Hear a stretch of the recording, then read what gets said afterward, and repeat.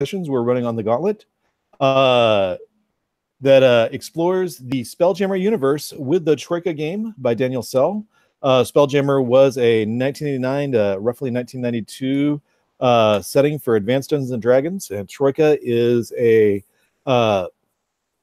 game inspired by the British 90s fantasy game Advanced Fighting Fantasy. So I think we found that these are two tastes that go great together. With me is the crew of the Heartless Bastard and a new recruit. And I am going to everybody on the crew works for the Library of Spheres in the city of Brawl. And I'm going to have the three returning members of the crew.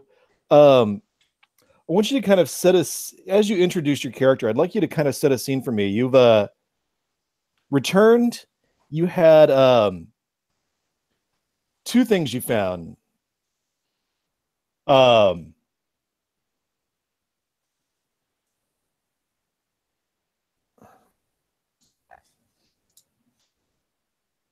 And one was the thing you went for. It was the Deck of the Spheres, or at least some cards from the Deck of the Spheres, though they were left suspiciously out on a table that seemed to be exactly where somebody wanted you to find them. And also lots of star charts by a Scro who went by a name I'm going to drop into the chat before I say it.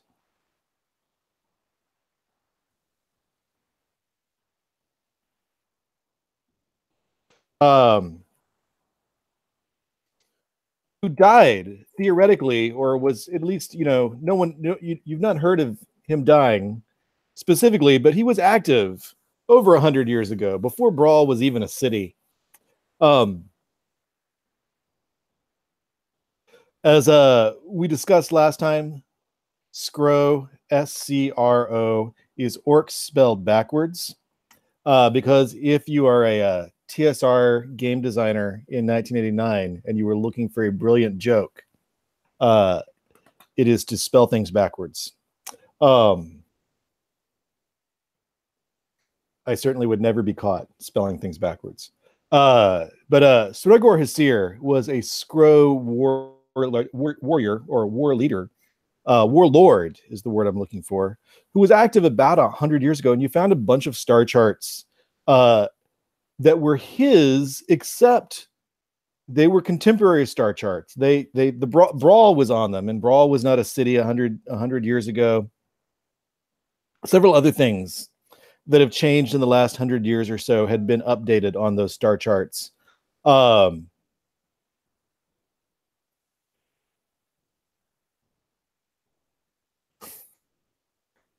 welcome, Jesse. Have been updated on those star charts, but they've all been signed with the name and mark of Sregor Hasir.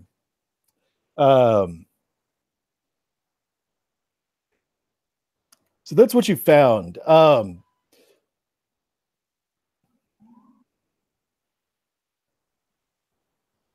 Zentaria Velobos / Nissa. Did you turn the star charts over to the library? Are you holding on to them? I think Zentaria Velobos is probably holding on to them. Okay. Let the librarians know you found them. But not yet. No. Okay. All right. So during the meeting, the captain was sort of beating around the bush about the Sregor Hasir thing. Not wanting to spill your find. Are you holding on to them for your own research, or because you might find a higher bidder?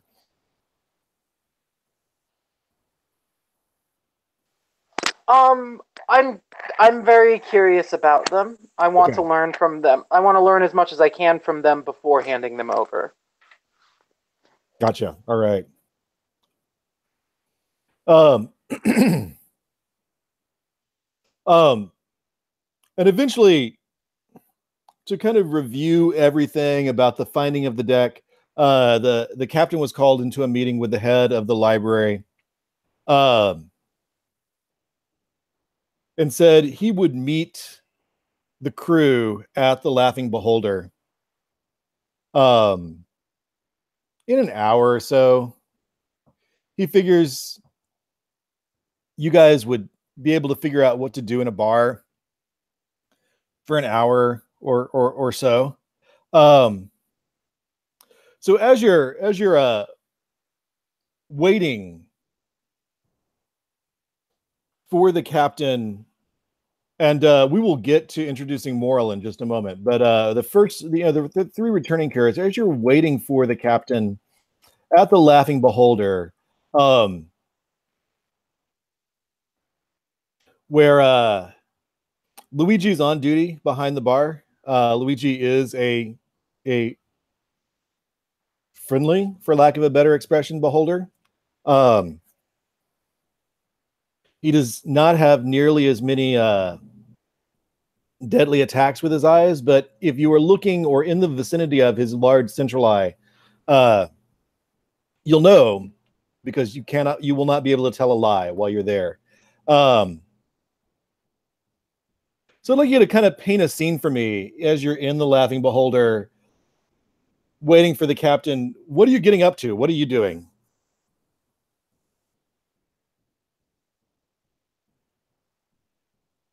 And we'll start with Gunny. All right. Kind of make this your character introduction. Tell us a little about Gunny and tell us what she's up to. All right. So Gunny, Gloria Gunny von Hess, is she's GIF, which is a hippopotamus, like a hippopotamus humanoid, and she is kind of retired from active the active work, and where she was with her unit at the doing security at the library. Now she's just kind of in retirement, just doing adventuring with the crew of the Heartless Bastard. She's somewhat formal, and wears a formal military uniform, and carries a blunderbuss and a military saber.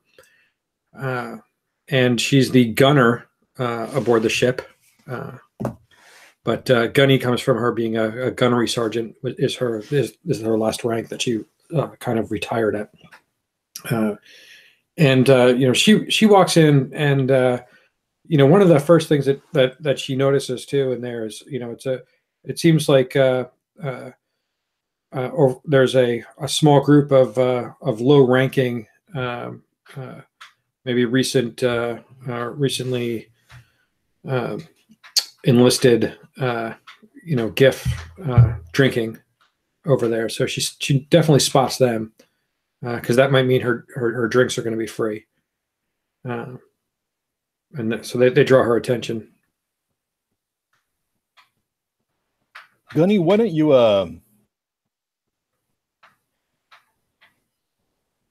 roll with etiquette? Roll with etiquette. Okay. Actually, not roll with etiquette. I think your total of your skill and your etiquette is 6. So roll to see if you get under your etiquette. Okay, roll. You don't want to get boxcars right now. You want to get snake eyes. Okay. Oops, I have to refresh. Wildly cuddly dingo. Oh, I forgot to put that. Hang on, here we go. Okay. And I rolled an 8. I mean, you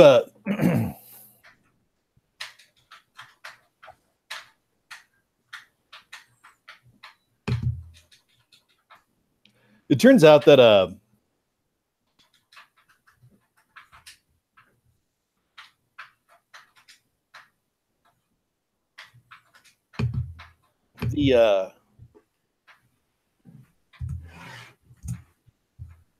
they're already buying drinks for someone you went to the Mercenary Academy on the one of the GIF homeworlds with. Who is that? That would be.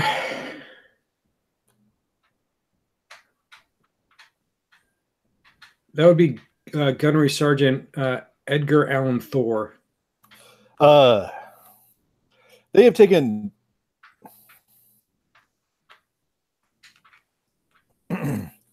recently promoted Lieutenant Thor, Senior Lieutenant Thor, out.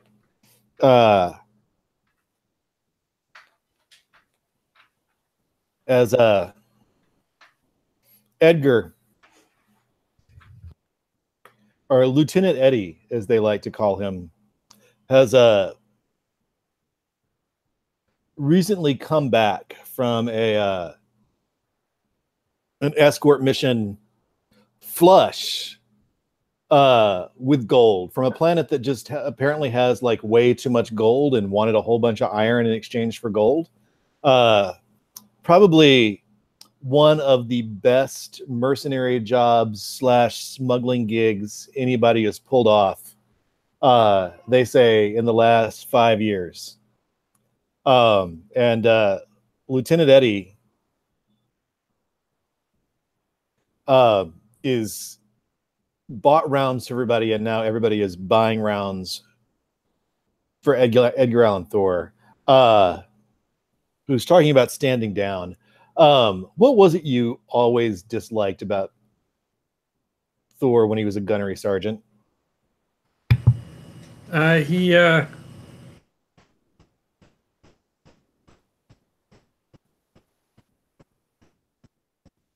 was always his uniform was always a little bit off. Something quite wasn't right. His attention to detail on his the way he wore his uniform just kind of irked her.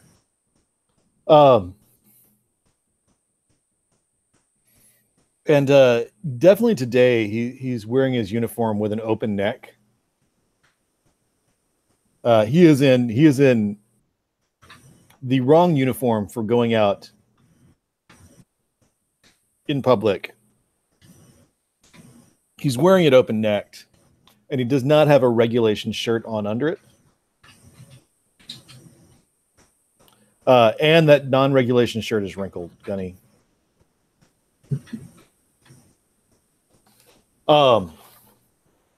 So you do manage to get a drink out of this crew, but it may not be the one you wanted. Nissa / Zentaria Villalobos. It's that DV transition that trips me up. I'm sorry. Zentaria Villalobos. Tell us a little about your character and situate yourself in the bar. Well, just your everyday quantum entangled dual life form. Yeah, so Nissa is a Wolfclops who was, lived in the astral forest for some time, and until a young and ambitious wizard named Zentariad Villalobos came and infused the two into one physical form, and using a rogue teleport spell, a really badly prepared teleport spell, and so now they share a body and a mind, but only one can exist in reality at the same time, and so in the city it's more often Zentariad Villalobos. So she's probably sitting maybe she's like sitting she's going at the patio and maybe having some space cigarettes with some of the more intellectual crowd at the bar, which sometimes would get pushed out but trying to talk wizard stuff with other wizards.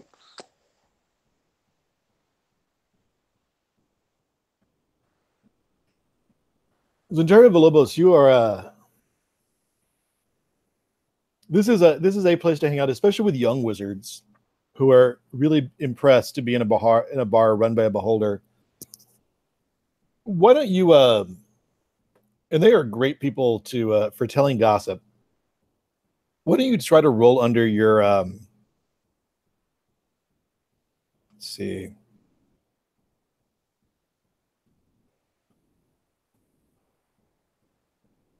Just roll under your skill.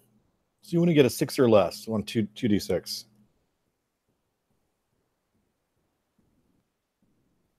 Well, I got a 3, so that's pretty good. Good job. You are talking to people who are, you know, a little more experienced, a little more upscale. When you hear a group of young wizards talking / complaining about a Skro mercenary ship that docked at some of the yards, several of the it docked at in one of the main port docks, kind of disrupting traffic on and off the rock, and causing several people to sort of get moved around, shuffled around to different docks. And there's complaining because there's supposed to be a Skro mercenary ship, but in their young their young state, they're just like, well, but who would hire the Skro as mercenaries? And they're just sort of going on at length about how much they're upset about the Skro coming to town.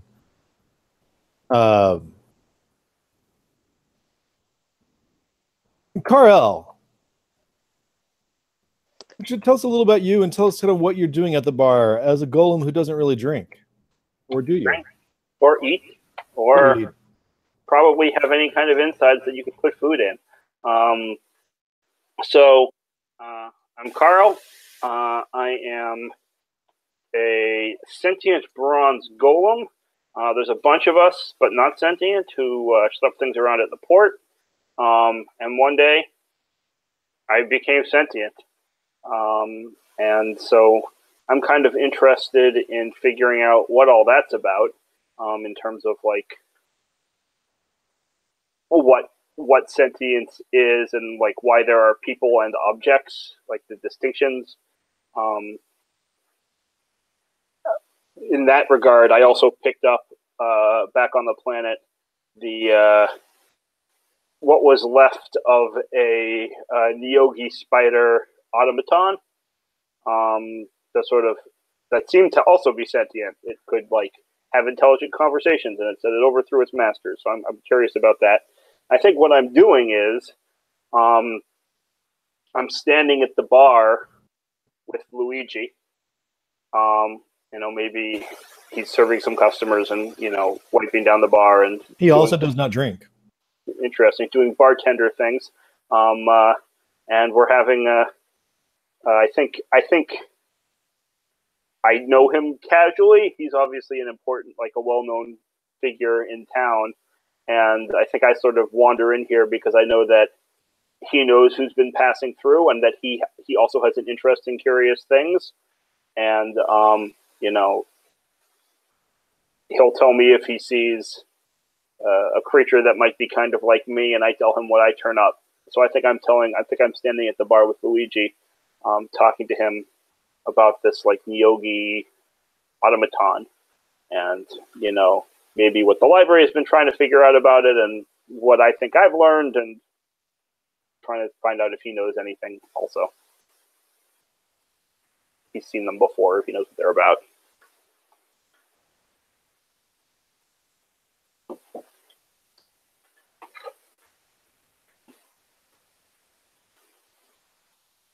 No, you're muted. You're muted. I had something very important to say, but you missed it. Carl, why don't you roll under your skill? Okay. I can roll, but I can do that. I cannot do that. No, that's a 7. my skill is this. Yeah, you didn't really make much of the time you had with that thing on the way back. Did you hand it over to the library? I think so. Okay. Yeah, like I think I have an interest in this stuff, but I don't have like a whole lot of like mechanical skill or like I might be able to like figure out a little bit of it if I can talk to it, but in terms of taking it apart and seeing how it works on the inside, their people are going to know how to do that better than me. As soon as you brought it out, Carl, that is when the captain was kind of called into private meetings and said he would meet you guys. And everyone went into sort of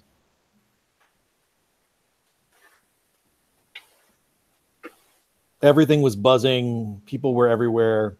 And the captain asked you to wait for him down at the Laughing Beholder. You've not really been able to figure out kind of what makes it tick or get it to really sort of talk much. Ever since you sort of pulled its legs off.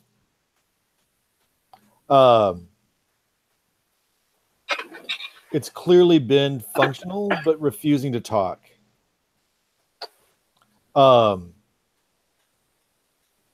And let's go to...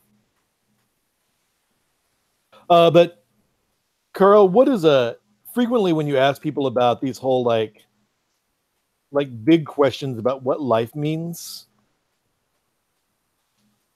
they give you like truisms and cliches, and unexpectedly Luigi tosses off a really standard cliche, but it's not one that you think would apply to what is the meaning of life or why do we all exist or anything like that. What is it he says that should not make sense in this context?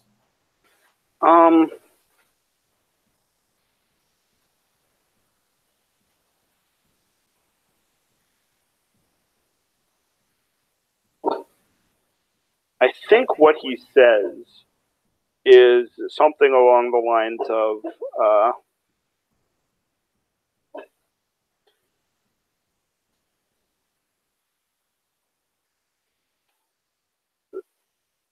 being alive and not being alive are not so different as you think.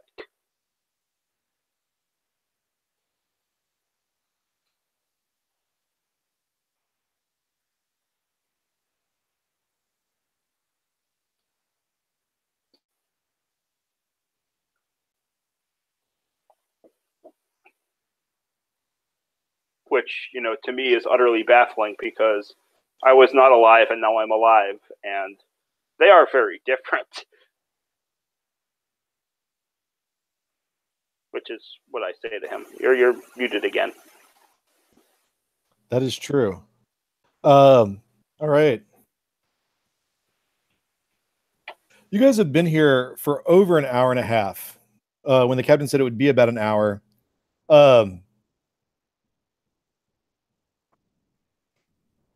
When I believe someone you know from the library walks in.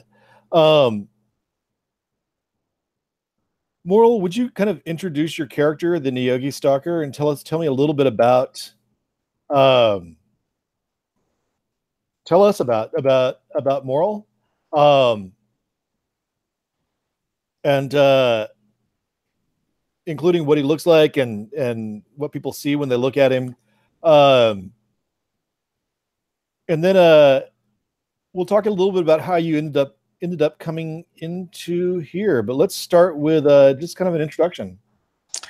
All right, Morel Farstrider is a halfling. He's a little bit taller and more solidly built than the average halfling. He's wearing thick, dark gray leathers. It's not quite armor, but it provides quite a bit of protection. He's very heavily scarred. He's got some cuts from edge weapons, a couple of burns, but it mostly looks like claw marks and animal bites. He's got very bad haircut. He's got like dark hair that looks like it was chopped off with an axe, which it was. And he is from a world that was enslaved by the Neogi. So they led a successful rebellion against the Neogi about a generation or two ago. And since then, they have had a tradition of sending basically adventurers out to fight against the Neogi, to explore the various realms and act against the Neogi and defeat the slavery.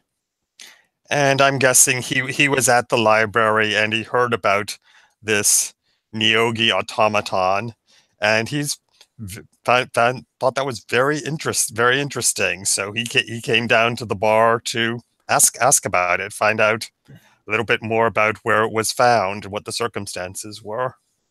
Morel, I think when you're at the library, do you primarily do work for the Library of the Spheres? Now that you've sort of put your Neogi hunting, now you've done your time as a Neogi hunter, or do you just sometimes do work for them in return for library access? Basically, I do work for them in return for library access. I keep them informed of what I discover in my travels, and they provide me with information that is useful in my quest. Nice. Okay. So the Neogi, you've heard about this Neogi automaton, and you asked around about it, and they said that it was found. And here I was unwise and did something. By a captain named Matthias Xylon of the Heartless Bastard, who is an employee of the library, kind of an artifact hunter, or a relic hunter of some sort. And if you want to find out more, according to your contact, he's probably with his crew. He left a little bit ago to go meet his crew at the Laughing Beholder. He seemed to be leaving when he mentioned going to see his crew at the Laughing Beholder. According to your contact, who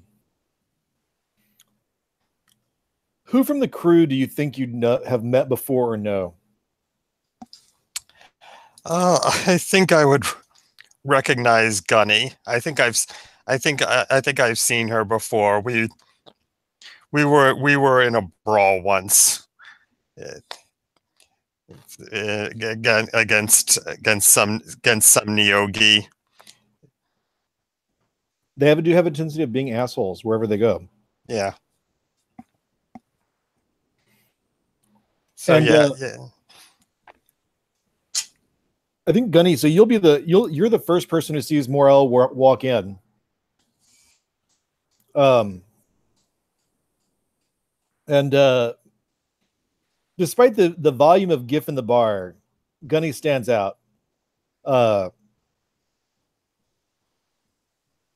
Because no one is as sharply dressed as Gunny. Or at least in uniform terms. And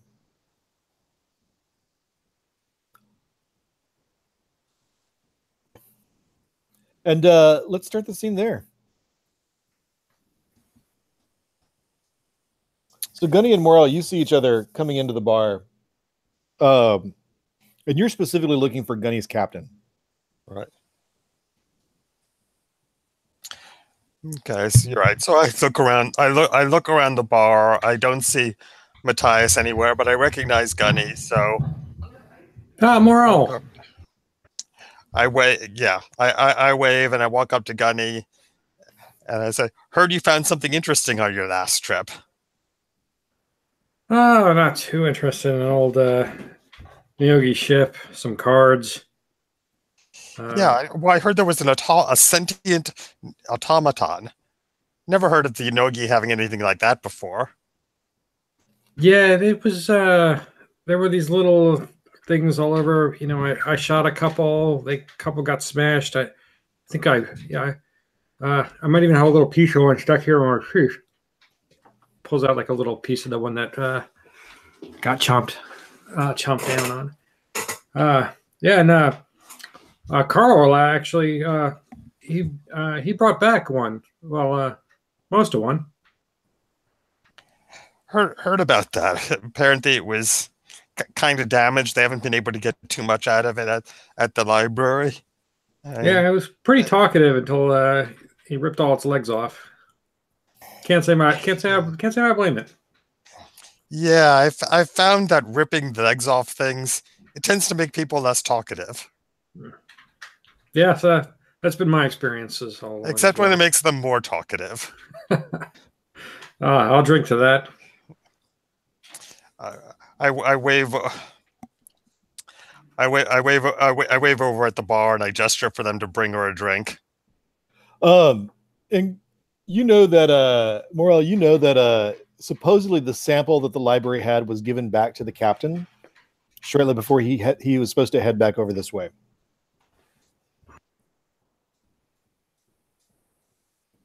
So the captain should have the sample.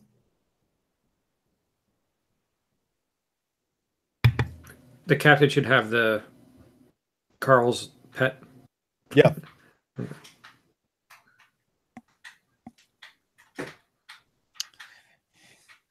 Yeah. Think I can get a look at it? Yeah, when guess when the captain gets back, you take it up with him.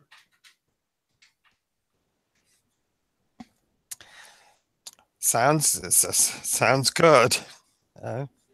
He should have been here. Should have been here a while ago. Is he often late? I wouldn't say often, but was he still when did you just come from the library? Yeah, they said he left there a while ago. He was headed here.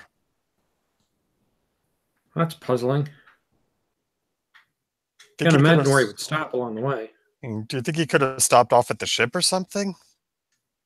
It's entirely possible. Hey, Zenturia Vilobos? Is it Zenturia Vilobos? Over here. Come here. Yes.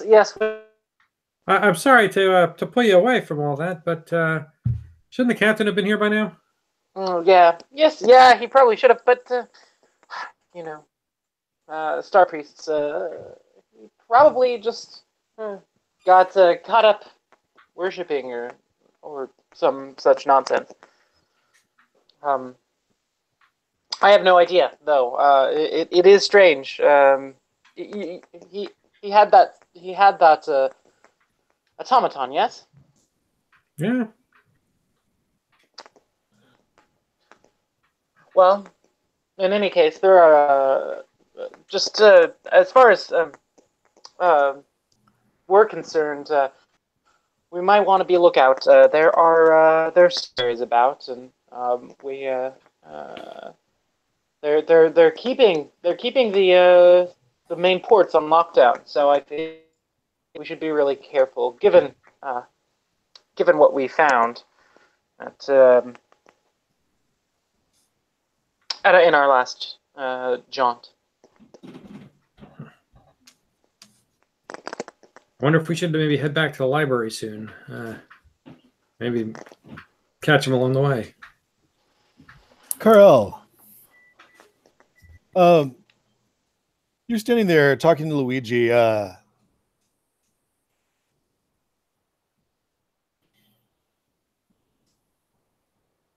When he has that eye that can just sort of look at things and move them from one place to another. It's really useful.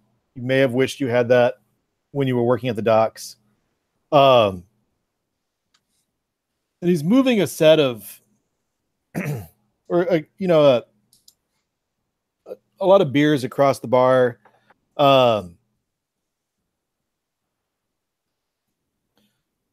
When all of them, about 3 glasses, just sort of tumble over the bar.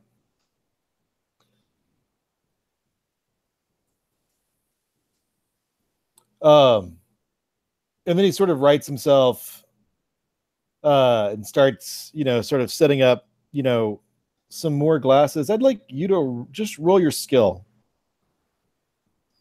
Or under. Let's see if I can manage this one.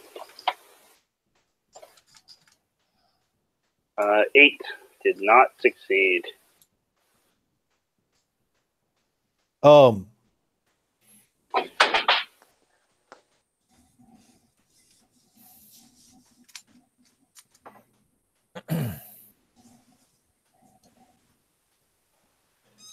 He's mixing more drinks when all of a sudden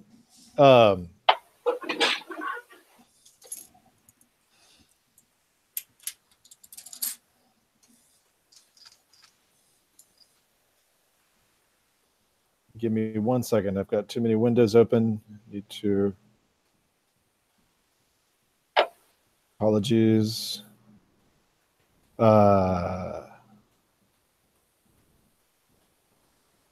Lost the stats I was looking at. Sorry.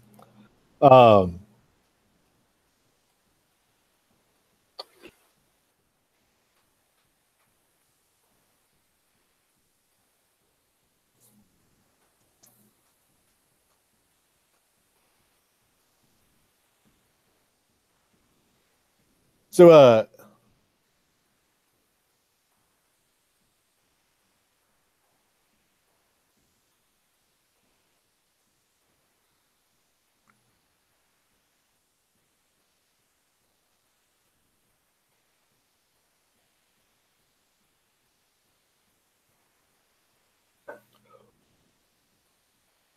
one of his eyes just sort of lurches back. His eyes are kind of pointing every which way, but one of them sort of like periscopes up. And goes straight. And sort of pans the bar. And I'd like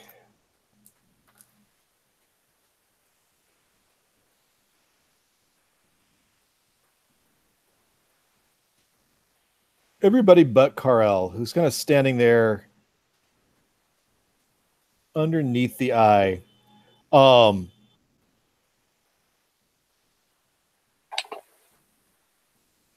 roll me, you can add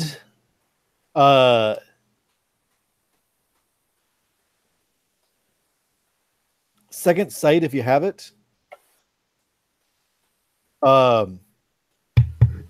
Would evaluate be useful? No. Checking under? Actually, let's just check it. Okay.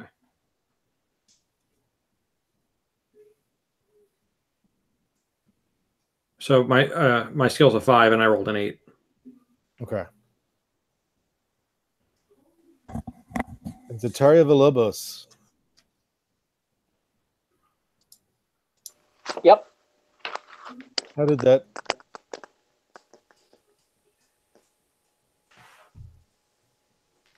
Did you roll your skill or check your luck? Test your luck.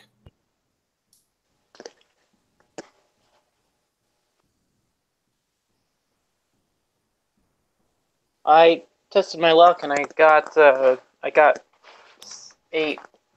Yeah, you're at max luck right now, so you just drop luck. You're fine. Everybody else in the bar, Gunny, you're standing there talking to Morel. and Zataria Villalobos, when you feel overwhelmed just by a sense of panic, clearly everyone else in the bar is too.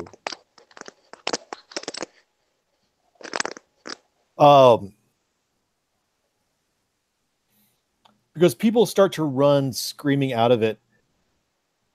Gunny and Morel, what do you do sort of in your state of panic? You can hide, you can take cover under a chair. Morel, you have a whole lot more things you can take cover under than Gunny does. But what do you do sort of as you panic? I pull out my axe and I back into a corner. I'm looking frantically around for whatever's threatening me. Gunny, what about you? So yeah, I think I'd swing my blunderbuss around, and at the same time, I'm saying like, I say, "Sober up, troops!" Talking to the young enlisted GIF that were. The young enlisted GIF have largely split, or are largely ignoring you and splitting. Edgar Thorne is hiding under a table. The table is a good bit smaller than he is. Zentaria, those young wizards you were talking to, you heard them sort of run out the door. Some of them sort of bounded off a low balcony onto the street, out a window. And some of them were whispering that the Skrull were coming. The Skrull were coming. This is all because of the damn Skrull. And then there were several more were crying as well. And you see Gunny and Morel sort of pull their weapons out and back up. And Luigi's just sort of stopped, and all his eyes are sort of following the people, except for the main eye and the one of his tin eyes that sort of periscoped up, his tentacle eyes that are just sort of periscoped up, looking at the room where everybody just fled out of. You'd almost swear that giant big central eye and that one sort of gigantic periscoped eye are looking straight at you. And Karel, that's when you see the glint of metal from where you're standing at the back of Luigi's head.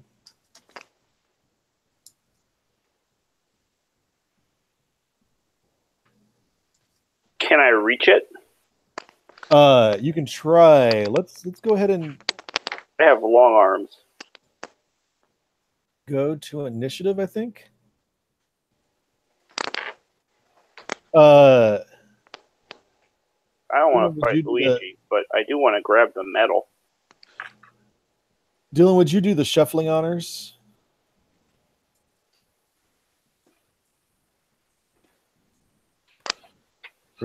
Or assist with the shuffling honors, whichever the best description.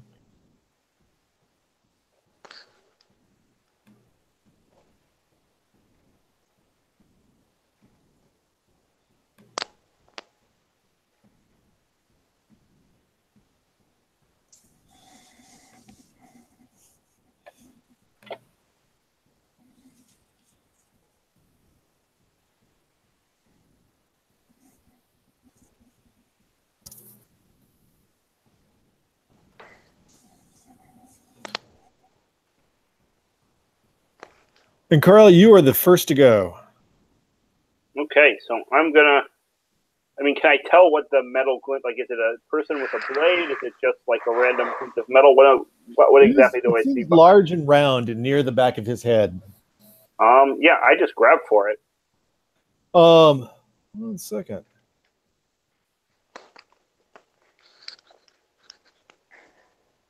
My hands are made of metal. Roll and add your wrestling. We're going to go for high. Okay. The total wrestling, right?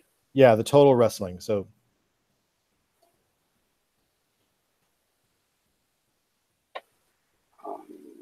16. That's not right. 17. 17. 17 versus 15 is really good. So congratulations. You've got this thing. And you're trying to pull it off the back of Luigi's head? I think so. All right. Carl, you grab it and pull it. And it looks like a spider.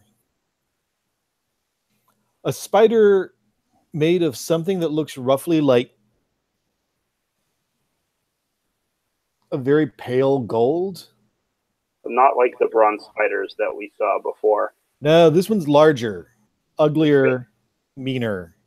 Yeah, you don't know it's meaner. It could be just as mean as anything else. Well, I'm gonna say hi to it in a second if you'll let me. But second, I accidentally closed. Someone else. I accidentally closed something I meant to be looking at, so I apologize.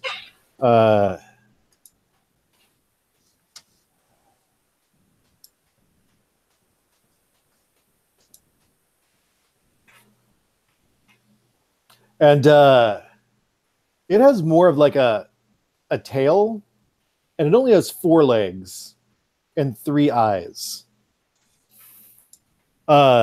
And those 3 eyes all seem to sort of be like a disc in the middle. Mm-hmm. Almost, you'd swear from your time working at almost like a valve that's closed. Mm-hmm.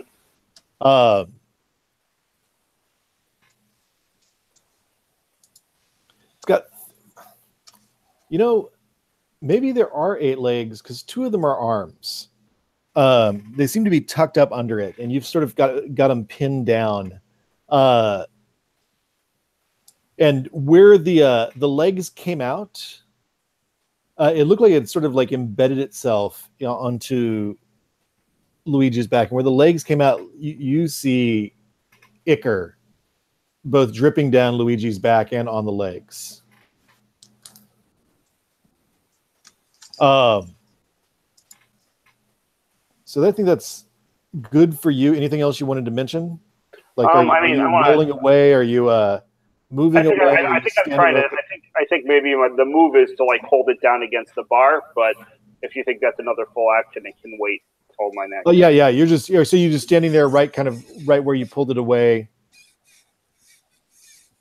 Is that about right, or did you move away? No, I stayed. Like the image here is right. Luigi's doing his hovering beholder thing on one side of the bar. I'm on the other. Yeah. I like reached across with my ridiculously long arm. You did have to kind of bound up. Right. So maybe I'm like I have my knees up on a bar stool or something like that. But I'm a pretty large figure. You're a big golem. Yeah. And so what I do, once I pull the thing off and see it, I just like put it down on the bar with my hand, sort of trying to trap it there. Nice. All right. So it's between me and Luigi on the bar. That's the Centaria Villalobos. Luigi was looking at you. Then there was a flash of movement from Carl, who's normally not too quick. Who's now up on the bar, and Luigi's main eye, like the eye that was sort of like periscoping up, just sort of goes slack. And Luigi's main eye sort of rolls up into his head, and Carl is holding something down towards the bar. What do you do? Gosh, so that main stock has gone slack, and and Carl is holding something down. Yeah. And Elsa-wise, what else has exactly happened? Anything else, really? Nothing? Everybody seems to be running, screaming out of the bar. Okay. Or hiding in the back room where you were chatting. Mm-hmm. Ah, gosh, I think there is a large GIF in a nice in a tattered but nice uniform underneath one of the tables, but much like a Disney cartoon, he sort of has his paws up over his eyes, as if holding his face down will mean that he doesn't get hurt. I guess I'm gonna I don't know. Like I don't really have awareness for. Well, I'm gonna push my luck Okay. so that I can use awareness Nice. as Zentaria Vilobos. And I get a 4 with pushing my luck, Nice. and I get a 7 for awareness. So Ask me yeah. a question. What are you trying to learn about the scene? So what the fuck is going on that made everybody scream and run away? They're yelling about Scrobe, but like, and all my companions are like, all of a sudden really scared. But like, is there any indication of what's going on? You sensed, and I think this may be comboing sort of second sight as well as awareness. Okay, yeah. I forgot about second sight. Yeah. That is like you like realize kind of after it happened that you felt a wave of magic pass over the crowd. And then Luigi projects magical force with his eyes. Does everyone know what a beholder looks like roughly? I can put some art up if not. Yeah. Yes. All right. So Luigi projects mystical forces with his eyes. He is naturally magical. Okay.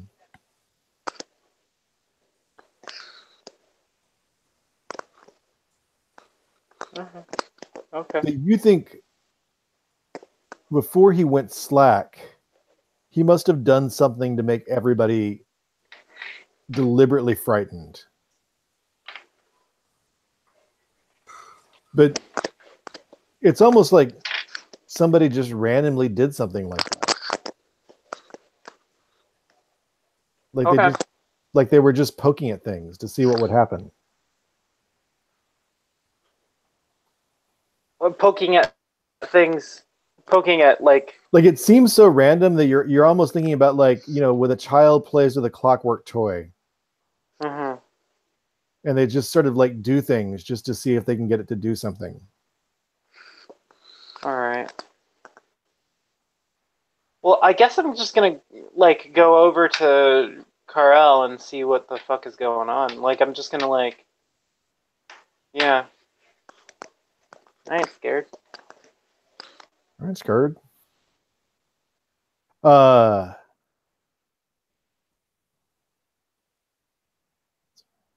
assume Dylan and I both pasted in Beholder art at the same time.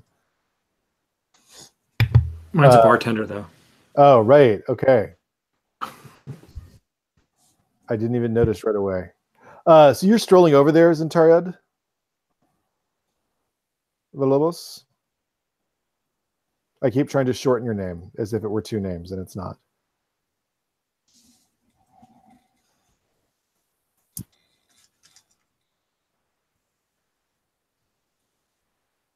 Yeah, that's what I'm doing. All right. Milos. So in Troika, there's a role called just testing your luck. Where you drop your luck score and try to roll under your original luck. Well, you first roll and see if you can get under your luck, and then whether you do or not, you drop your luck score by 1. That's why there's a max in current luck. You can sort of get past whatever this is that's making you scared by testing your luck, or you can just act.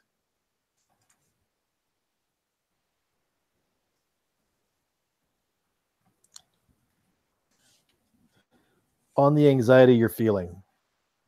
You are up next. Oh, sorry, I missed it.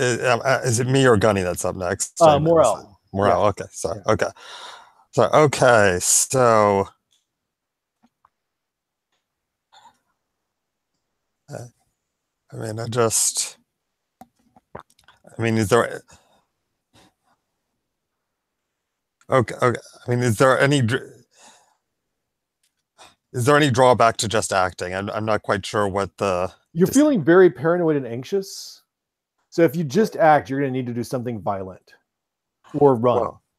that's fine because I'm in the mood to do something violent. Yeah. What are you gonna do? I am going to run at the spider thing. I'm running out the corner. I'm jumping onto a chair. I'm jumping from the chair onto the bar, and then I'm swinging my axe down overhead to smash it. So just to be clear, my hand is on top of it. I will try to miss your hand. Yeah. Great. There is a penalty for firing into combat, but they're like with a missile weapon. There is no penalty for hitting things that are grappled or pinned down. So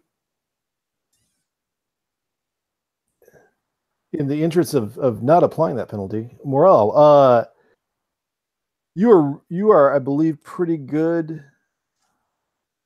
at axe fighting. Yes. So you want to roll and add 9, which is your total for axe fighting. You're gonna roll 2d6, add 9 to it. Okay. That is a 14. A 14. Well, they tied with that. The spider thing. However, I'm going to deduct a point of skill from them because they can't really move away from you. So I'm going to count theirs as a 13. Normally on a tie, you'd be able to just test your luck. Or there'd be sort of an exchange of damage. One or the other. It does count as success. Just so you know, anytime you are successful with a skill you have at least 1 rank in,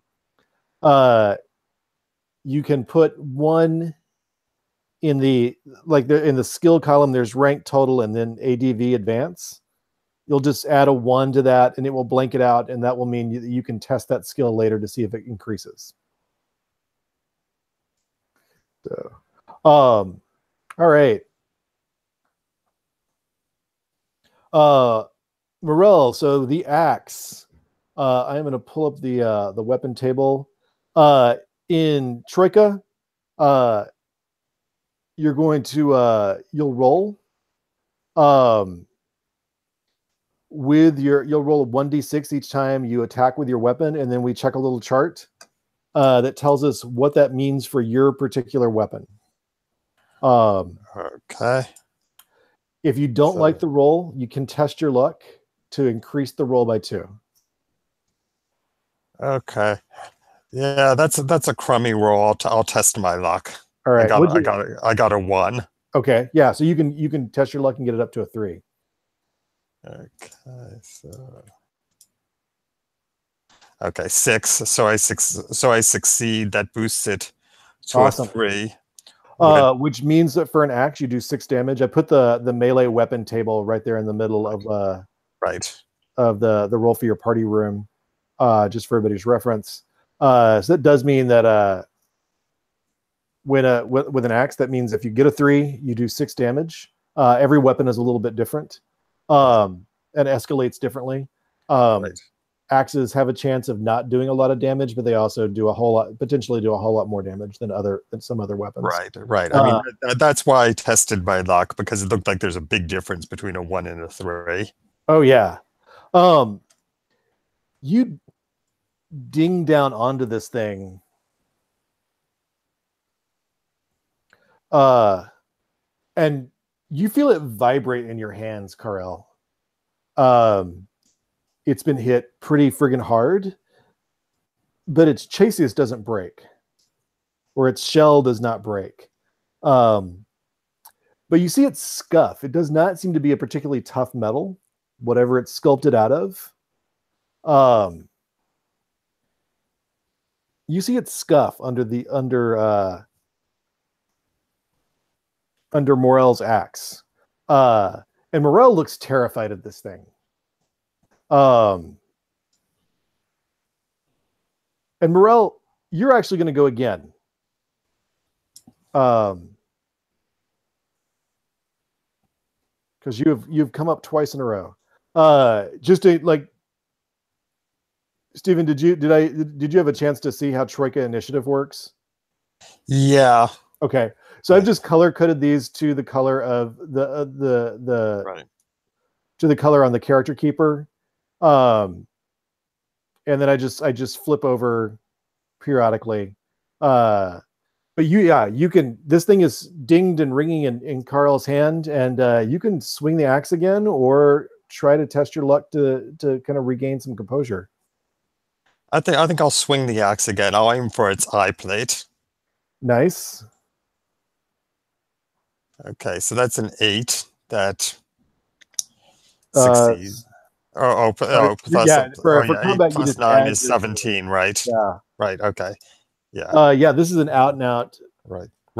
accomplishment Not for a you. roll under, yeah, okay. Yeah. So yeah, it rolled a 15 and you got a 17, so you are well ahead of it. Roll your damage. Okay,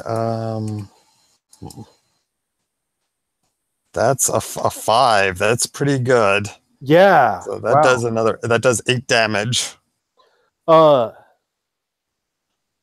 Carl Morrell has joined the knock something's legs off.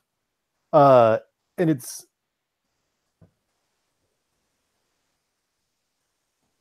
this sort of like the underside of what would be the carapace if this was an actual spider. It's not broken under the weight of the axe. It's scuffed, but it's at a seam. It's sort of popped open. And you can see from where you both are, you can see the clockwork spinning inside. And Gunny, you are terrified of this thing, and 2 of your friends are right next to it. What are you planning to do? Remember, there is a firing into melee rule. Yeah, and so I can test my luck, though, to get over my fear. Yeah, you can test your luck to get over your fear. You can also test your luck to avoid the effects of firing into melee, because you're just that good. Okay. If I test my luck to get over my fear, is that my action, or do I still get an action with that? I think that would largely be your action that you can move. All right, I will. I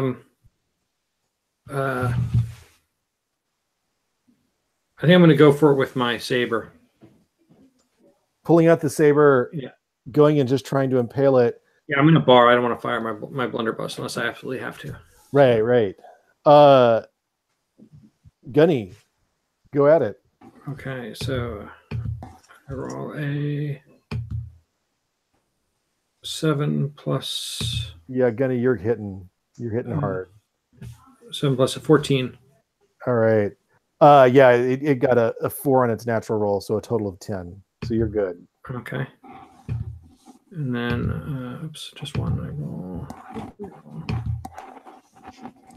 2. Do you want to test your luck again to see if you can boost that? It'll still be 6 damage. 6 damage. Yeah. And I honestly, that is more than it had. Gunny, you skewer it. And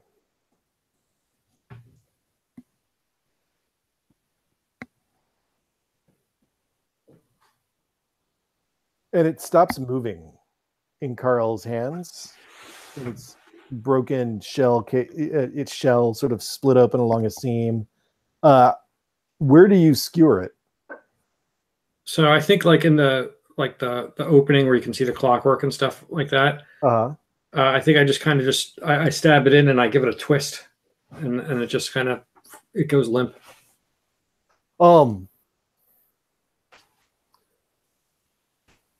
And Carl, you had a thing in your hands, and I think everyone's sitting there looking at it when like one of the valves sort of loosely comes slightly open, and like a very, very small jet of steam just sort of whistles out like it's a tea kettle that's got the tightest cap on it in the world. And it's going to keep whistling until it's all completely boiled off.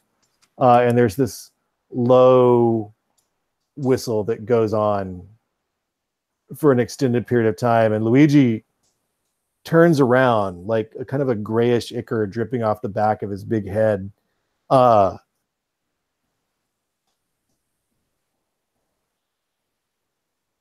And thanks you.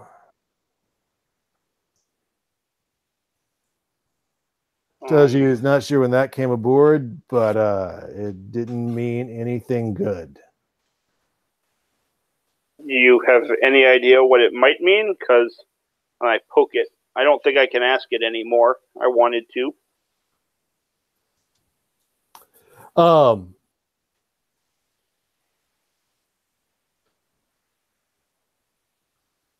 Carl, you're good at etiquette, right? I am. Why don't you make an etiquette roll? Yeah. Double check. I think it's an 8, but yeah, it's an 8. Which meets your total etiquette, right? I haven't rolled it yet. I was double checking the score. It is a 5. I rolled a 5. Awesome. Yeah, Luigi's kind of eyes just sort of not frighteningly focus on you, but sort of look at you kind of respectfully.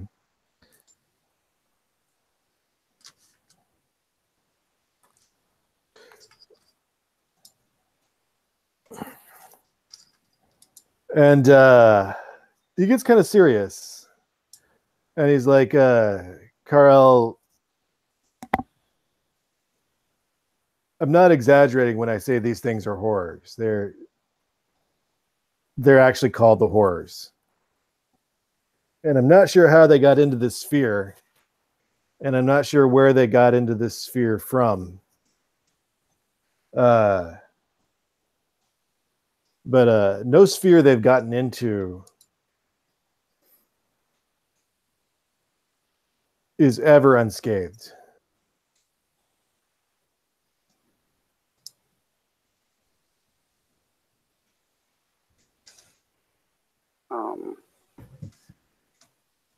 So they always travel in groups? Oh, they sometimes travel in groups, especially you ever seen like a coppery bronze one? Yeah, that's what I was telling you about before. Oh, God. Oh, wow. Man, Big coppery bronze spider automaton? Not so big, little, but you'd almost swear if it was a human, he'd be looking sort of nauseous. He's like, man, I have no memory of that. that conversation? Okay, that's not good. Oh, And well, maybe I was telling him about it. Yeah.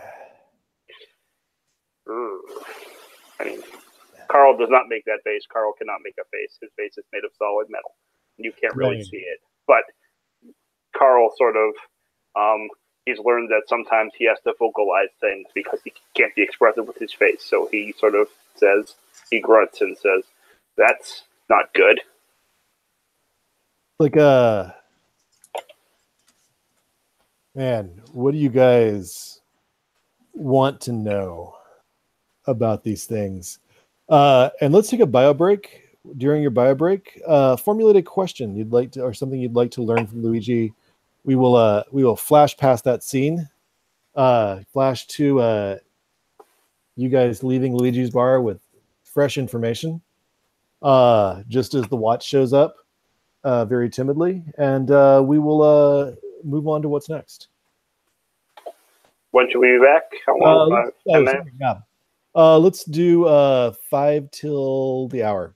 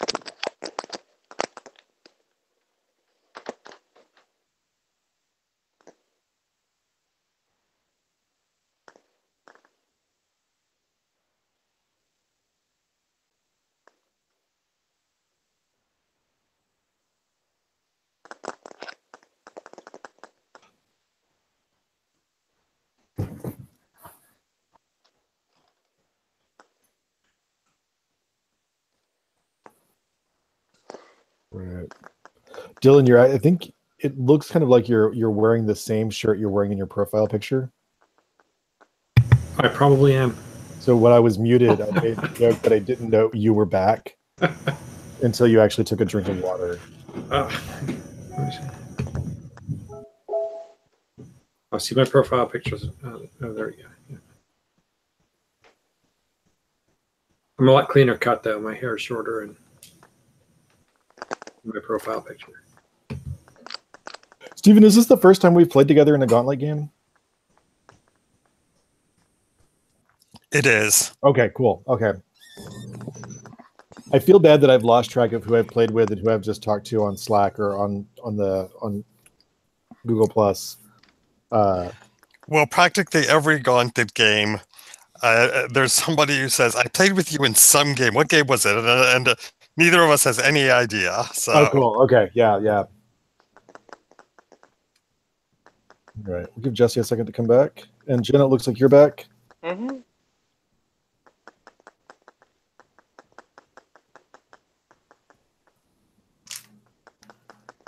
Sorry, that talk of the steam coming out of a kettle made me want some tea. Oh. Just took longer to boil than I thought it would. I'm back. Did you watch the pot? I did not, but maybe I should have.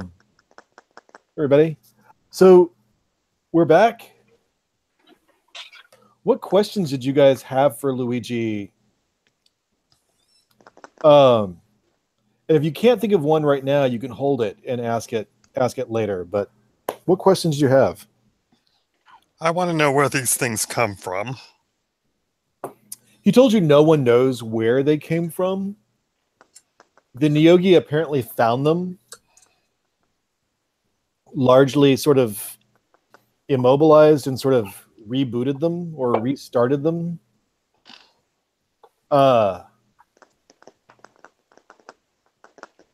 About 60, 70 years ago.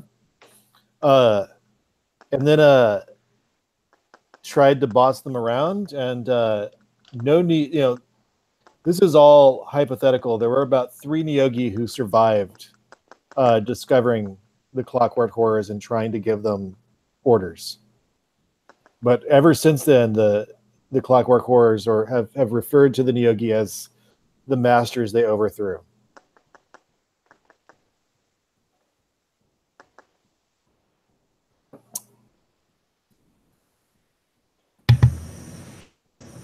How about what did it want? What was it doing to you? He's not really sure, but it seemed to have embedded itself in his head. And he does not remember a significant period of time. But he does sometimes, when tending bar, get sort of a blind spot behind him because his eyes are all focused at the bar, and none of them are deliberately looking at the wall. And then he asks you what time it. He asks you about what time it is, and once he figures out the time, it's about 5 hours he lost. 4 or 5 hours he lost.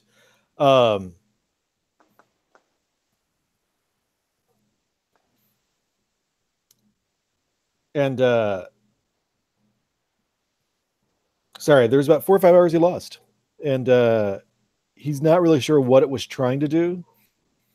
He thinks it was trying to puppet him. Speaking to a question you originally asked, I think, Carl,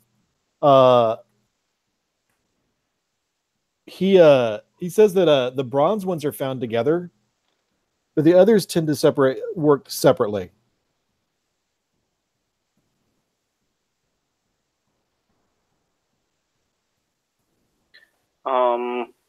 He confirms this one is made out of electrum, or at least its shell is.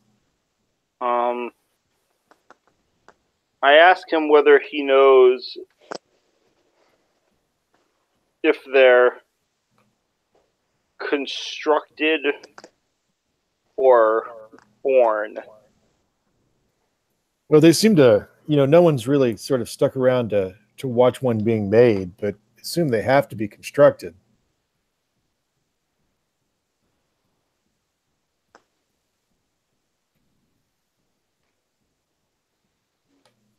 They probably killed off their original masters when the Neogi tried to take them over. They assumed the Neogi were telling them the truth, that they had made them, and they did the same thing they did to their original masters. They killed them off.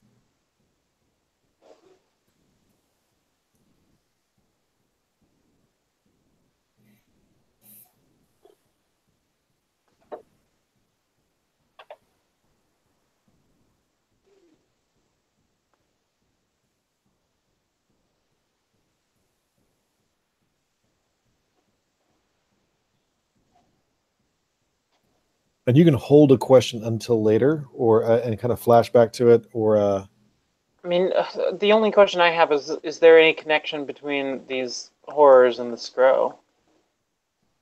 Well, not that I know of.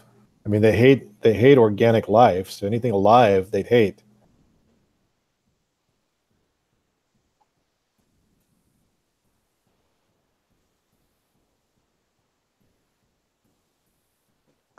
Well, what do you know of the Skrull showing up in town? Well, they show up every now and then, trying to impress everybody, get a job. Because everybody was running away, screaming about the Skrull when what happened. Oh, he's like, oh, it's all of his eyes except for his main eye look away from you, Zentaria Lobos. Mm-hmm. And he looks a little kind of shamefaced. He's like, that's just, that's a fear ray. It'll do that. People just start being afraid of whatever.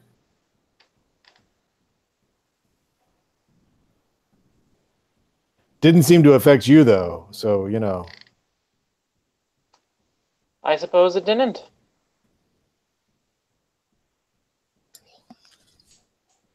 But yeah, every time the Skrull come to town, there's lots of people who get all paranoid and shit. But, that's... They're angry orcish mercenaries. I mean... Violent, hyper-organized. What's not to be afraid of?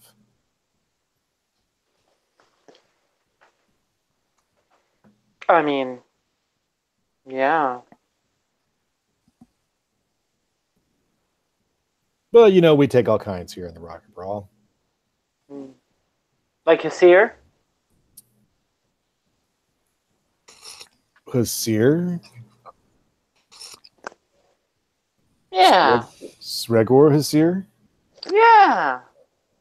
He got to be dead. I mean, when was the last time anybody heard of him? He was a pirate and... I don't know, last week?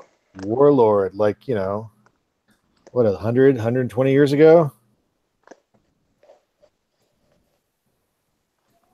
Or, maybe he's still around. You might know about anything about that? No? Crow don't live that long. I mean, other than just, natural causes. I mean, there's your kids, your spouse, every other Skrull's out to get you and steal your stuff. You land on, the Rocket Brawl and everybody runs screaming. It's hard to survive in that kind of context for an extended period of time. 120 years, no Skrull lives 120 years. And he was pushing 40 when which is pretty old for a Skrull, when he disappeared.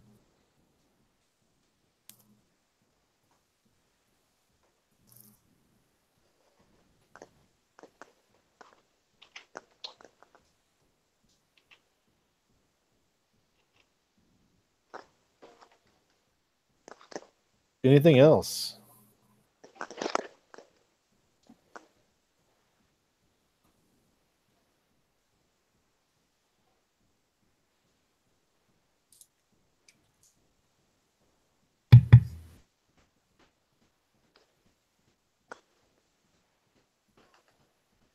So don't we get drinks on the house for taking care of this thing for you?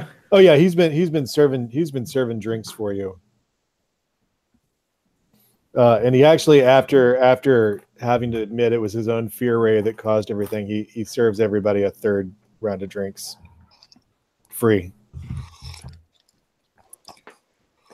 And then, because Gunny's a GIF, 2 more chits for free drinks when you're not on duty.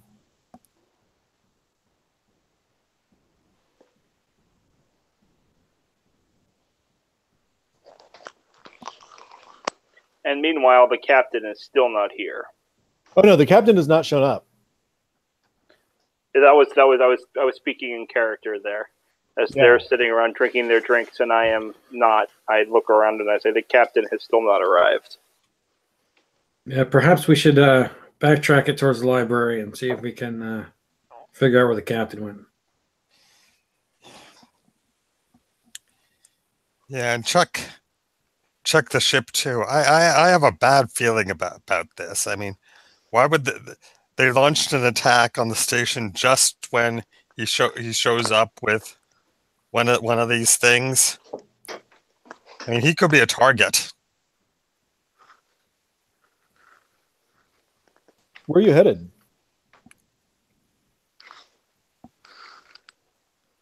Which is closer, the ship or the library? I mean, both are about 20, 30-minute walk.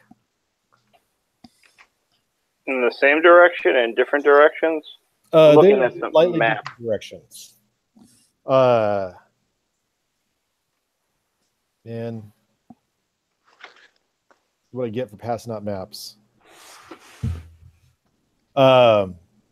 Yeah. So, one second. Let me pull up the map. It looks like we're pretty close to the shipyards, and pretty far from the library. So the shipyards are where you would send ships to get repaired. Right. Yeah. The main docks are over there where you see sort of those areas where they're just sort of like open,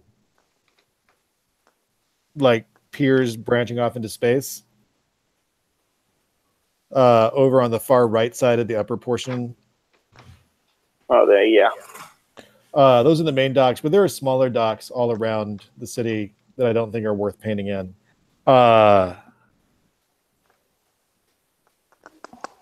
things up so that my old eyes can read them. Laughing Beholder. Do you see the Laughing Beholder number? Yeah, it's 144. It's over on the left near the shipyards. Thank you.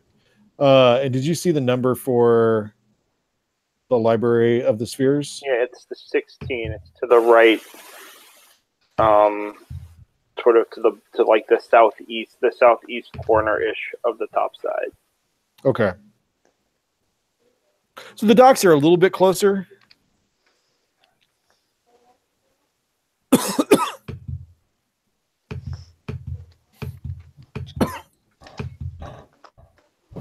But they're not in each other's kind of direction.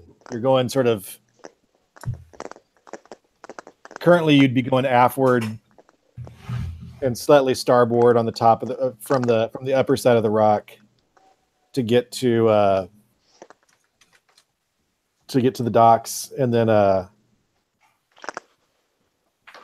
get to the library you'd be heading up to the more middle class neighborhood. I'm thinking we head back for the library because that's the last place we saw him. Okay. I mean, I'm offering that to the in character, saying that to the. Everybody, didn't Morrill say he'd left the library? Yeah, he definitely left the library. So either he was waylaid on the way here, or he went to the ship for some reason, or home, or to stare at the stars, or to church, Star Priest Church. The captain is not necessarily. I mean, Zentariad Vilobos knows him best, but he's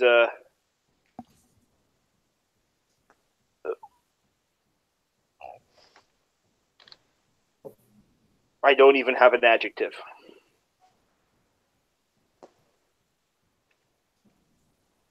Zentari Villalobos, do you want to fill in an adjective or give your thoughts about where you should head?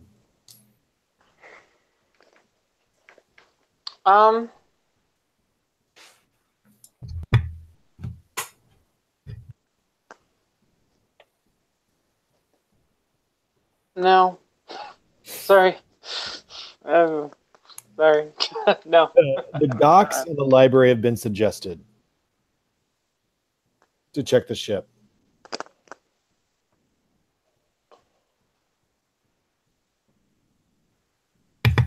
We could always split up. You could split up.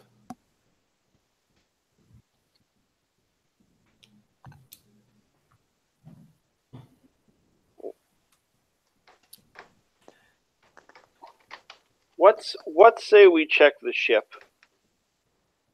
Okay. He might have gone there, and if not, we might, depending on what's going on with these horrors, we might want to find our way a little ways away from Brawl for an hour or two. Okay. And what did you do with the maps, Zentari Villalobos? Do you have them on you? Do you have them I sure stashed somewhere? Okay. I sure do.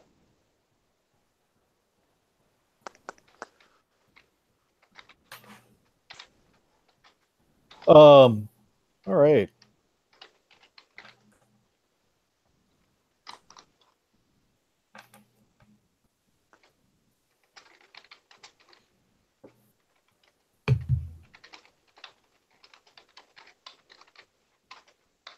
You guys are heading towards the docks. And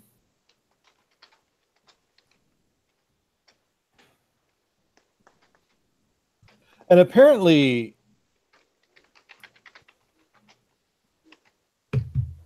you guys missed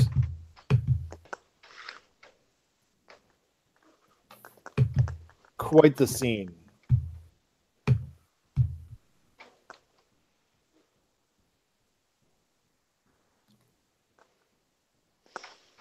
Because people in the street are talking about, you just hear them over like, walking through like they own the place. They're not just a bunch of mercenaries with overhyped reputations. Like we couldn't recognize them under those cloaks. We know who we're dealing with. We weren't born yesterday. The Rock of Brawl, not a place people are easy to trick. It's kind of what you overhear. Apparently, somebody came off the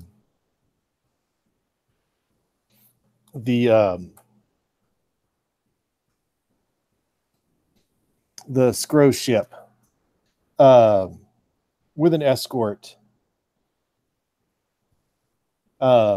And you hear something about a human woman walking with them. Everybody was wearing capes or cloaks. And you're now at this point, you're not far from the ship. Your ship is where you're headed?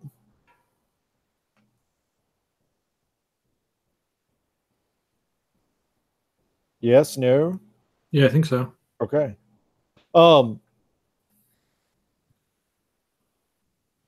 You can, from your ship, you can see where the Scro ship is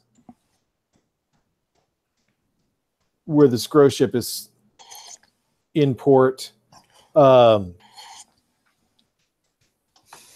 tied down and docked. And you get on the, there's the ramp to the Heartless Bastard. How are you? And it looks pretty much just like when you left it.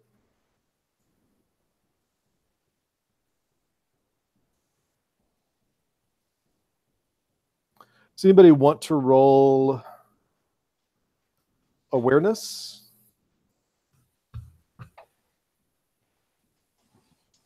Or you can just roll and add your skill. All right, I'll roll awareness. 9. I have, where's my awareness? If you don't have awareness written down, you just add your skill to it. Yeah, no, I rolled 1 over. So you're actually going to add. You're going to take your awareness and add it to it. Oh, 17 then. 17. Oh wow, goddamn.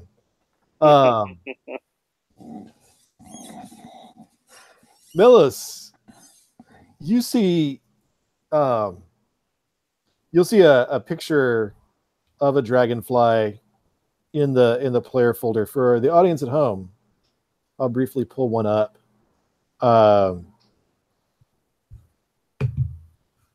Here's our map of Brawl right there. And I'm going to pull up the dragonfly. And you swear you see movement. Something small over by the tail.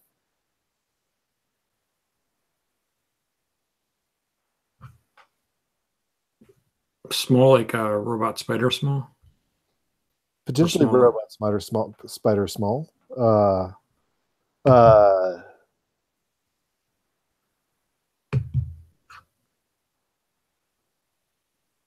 Yeah, I mean, I pointed out on Sting my axe and start trotting over towards. So the tail of the ship is not necessarily close to where the ship is docked. So you're gonna have to like get aboard the ship and then sort of like go up to the upper deck and sort of make your way across to the tail. Okay. In port, the ship doesn't have enough gravity that you can just kind of walk along the hull. And I'm going to stop sharing the picture of the dragonfly. What is everybody doing? I mean, I think I walk up to the ramp and shout for the captain. You do not get a response. Centauria Villalobos and Morel, what about you? Okay, I'm going to get on board the ship and start running towards where I saw movement. Okay, yeah. You can kind of get on the ship, go up to the upper deck, and then sort of cross over. So that's kind of the direction you're going up the stairs towards the upper deck. Centauria Villalobos, what about you? Well, I think Nissa's coming out. All right. Yeah. So you're transforming right there? Yeah. Awesome. And Gunny, what about you?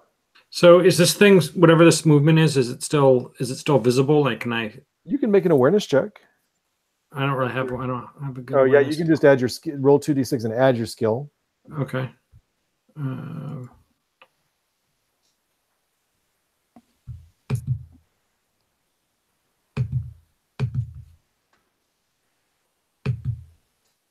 So that's a 10 plus 15.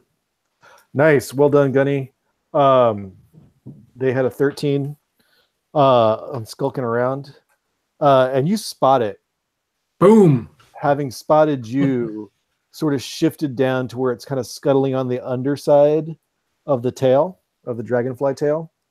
So check, roll with fusil fighting. Okay. Oh man, snake eyes. Really? Yeah. Oh, Gunny, I'm so sorry.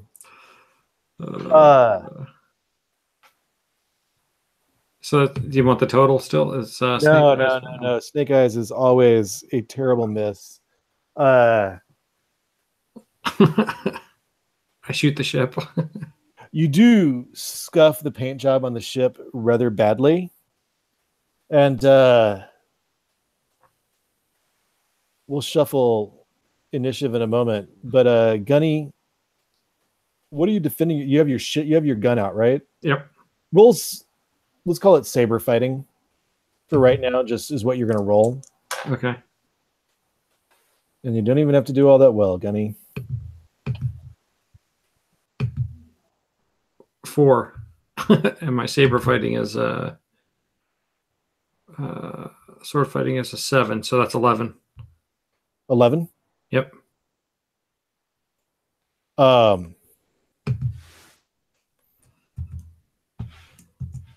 see. Off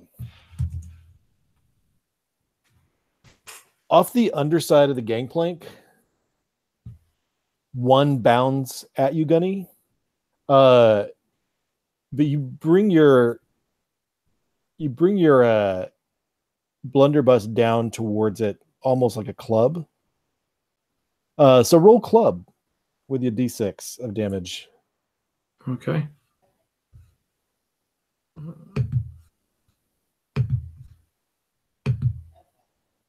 A 2. Do you want to press your luck? Let's see. What did the club get? The club will go for. Yeah, I'll press my luck. All right. So that brings it to a 3. Yeah. Or a 4, actually. So 3 damage. You hear the crack, and you see this kind of bronze-plated spider thing that you've seen before start to crack open. But the one you missed is still scuttling along the hall, Gunny. And let's, if somebody will help me shuffle tokens, we can proceed.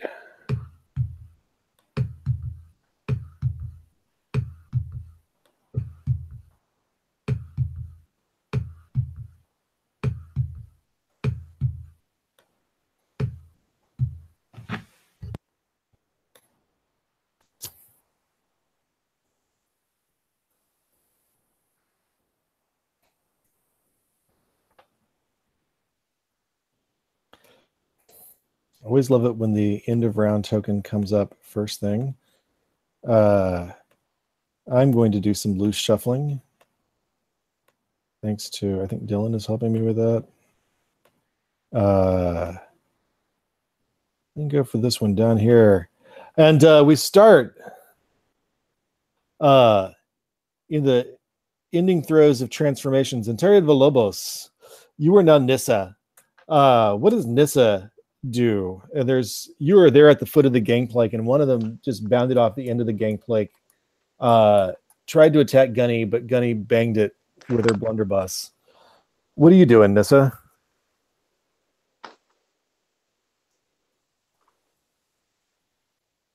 You may be muted, Jen. Yep, and we've lost Jen. So I'm going to hold on to that. And Dylan, just remind me that or somebody just remind me that I can come back to Jen as soon as she's back on the call.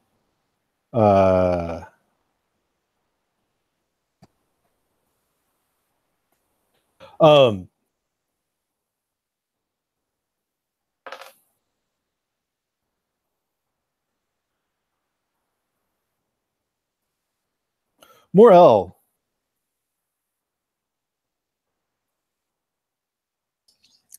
Yes. You were running through to get to the upper deck, and as you get to the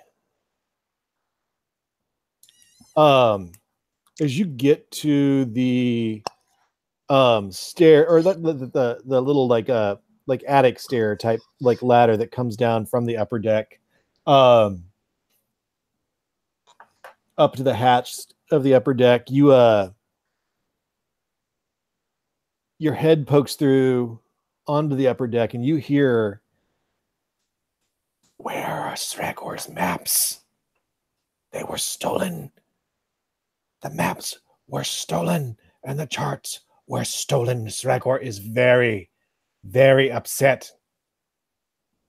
And one of these smaller bronze-colored spiders in the light of the ship tries to bound at you.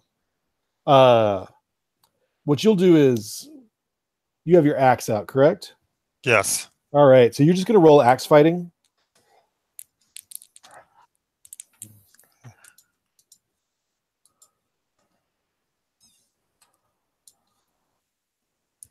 $13. Wow. Okay, they got a 12, and you beat them, which means you actually make an attack. which means you just roll your axe damage. 4. Would you like to press your luck on that? Sure. All right. Test your luck. See if you can roll under it. Either case, you're gonna.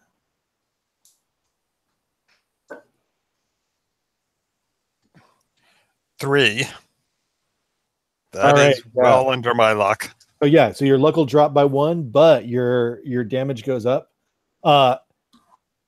And you drive your axe right through this thing. What does that look like?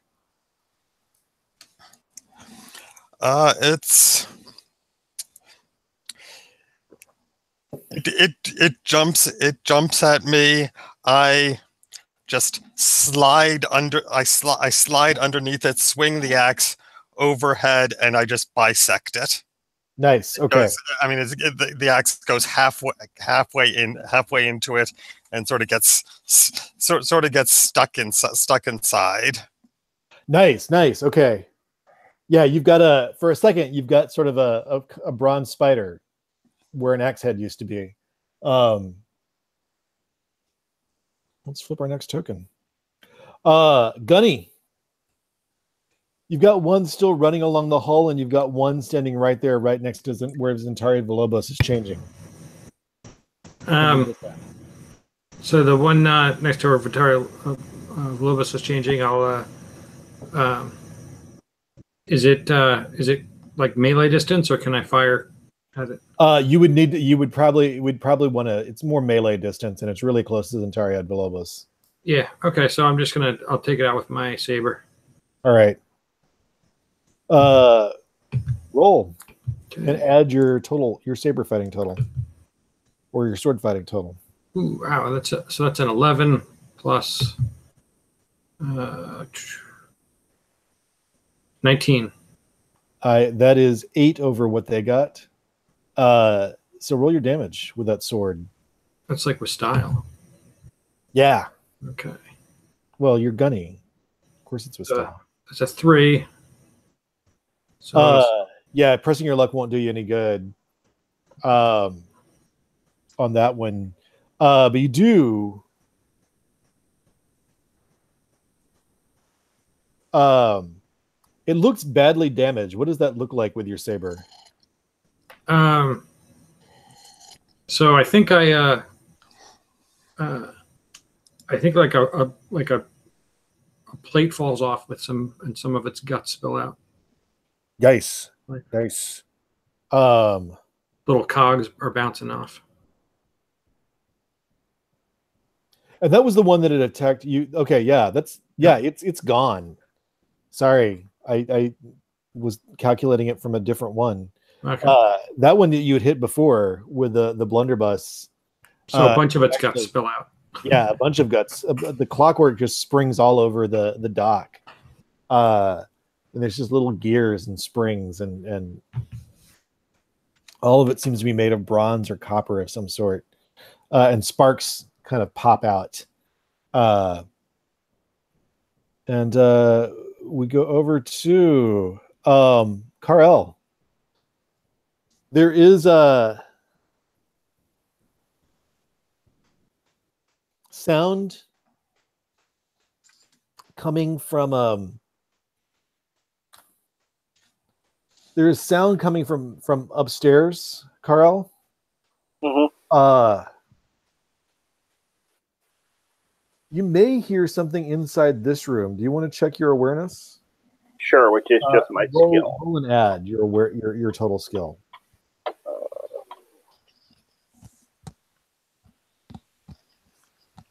So that is 8 plus 6 is 14.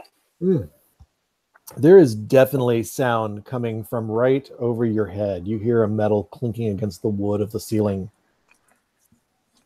I look up. There is a little bronze spider right there. Can I just punch up and hit it? Can I reach? How high? The ceiling can't be that high on the lower deck. It's a ship. It's not that high. Mm-hmm. Yeah, it's a ship. You're a golem. I just picture Carl having to duck anyway. Yeah. I just punch it. So I Punch guess it. Yeah. Roll. I roll fist fighting. Fighting. 6 plus Yeah, 9. don't even add things together. Oh, it was 15. Just gonna embarrass it because apparently these guys can't roll. Oh, So roll your damage. I will do that.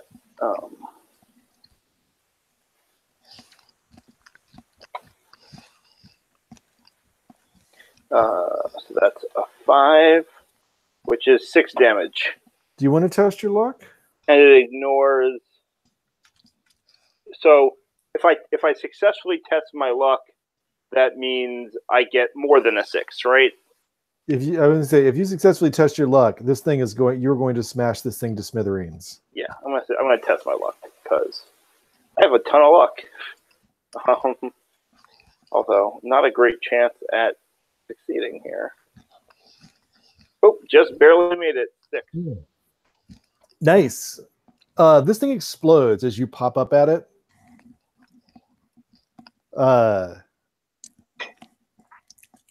The kind of messiness that you expect when you smash a large bug with your bare hands. But crunchier, maybe. A lot crunchier, a lot drier, but so are your hands. I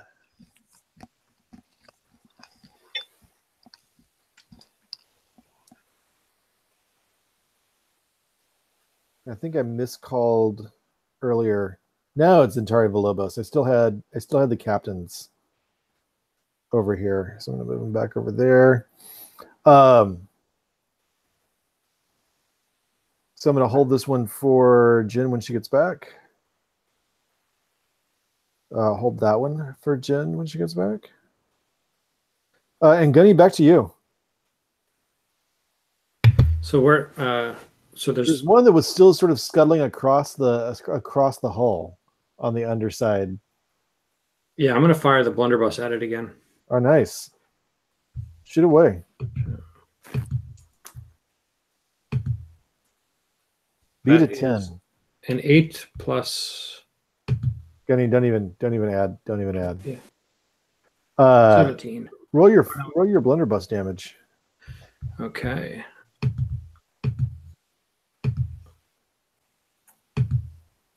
A 5. So that's 18. What's the last piece of this thing you see before it just falls down into empty space below the dock? I think a leg kind of like Jen's back. The leg kind of flies off in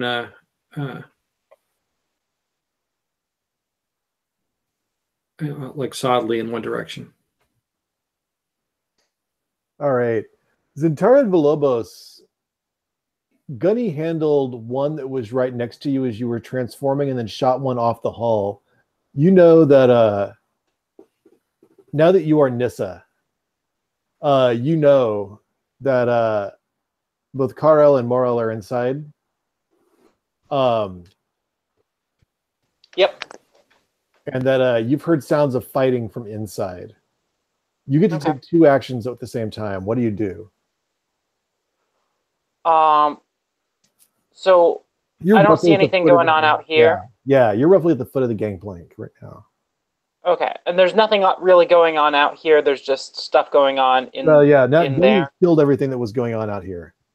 Okay, then I'm gonna get my canine ass in there and see what havoc I can wreak. All right, Nissa, running up the. Roll awareness, Nissa. Yeah, man.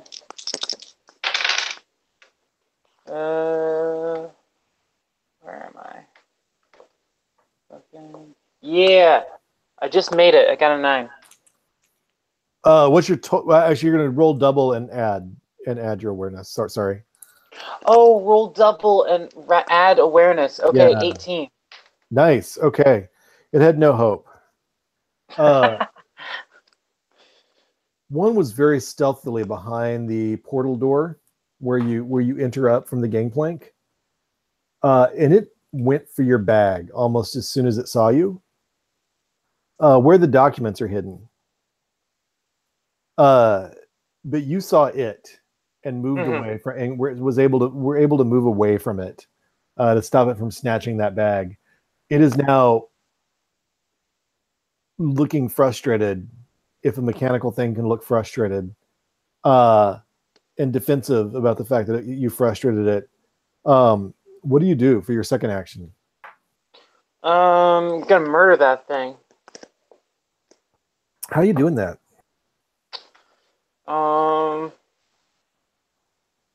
With my jaws, I'm gonna just grab its leg and try to like yank and shake it up Nice.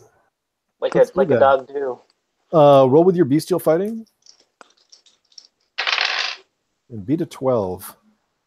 And beat a 12? Oh well, you know what? I think I got you here. I got 20. Oh my god, you got a what?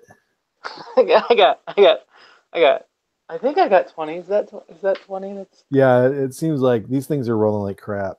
yeah. No, that's a 20. Changing dice. They're not as tough as Luigi has made them out to be, for sure. Well, these are the copper ones, or the bronze ones, rather. And they're not as big as that Electrum one by any stretch of the imagination. Roll your damage, Nissa. Yeah, fucking Roll as a medium beast on the rolling as a medium beast. or a I got a 6. Which is a 10. What does it look like for Nissa to destroy this thing? she just like runs up there, grabs it by the leg, and then like shakes and then slams it against the wall, and slams it against the floor, and then shakes some more, and it just and then bolts and springs and everything just come flying out, and it just like falls apart. And you don't have a bag on you anyway because you're Nissa. Sorry. Right. Yeah. Yeah, it saw the canine and thought you look smaller than the humans and easy to take down. Yeah. You only have one eye after all. Mm-hmm. The rest of you hear nothing else on the ship. No, there's no sign or sound of movement. What do you do?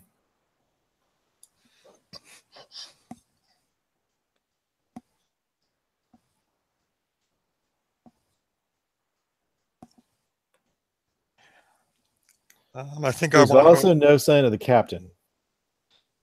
Right. I think I want to explore the ship carefully. Just make sure there are no more of these things anywhere, and look for any sign that the captain was here, or any evidence of what the spider things were doing before we got here.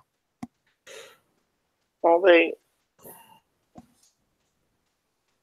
told us what they were looking for.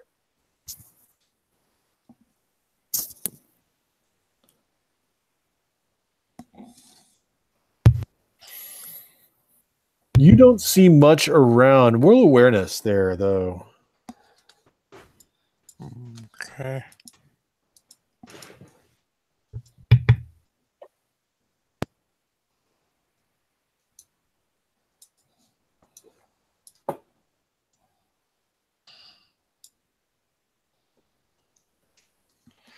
That's 14.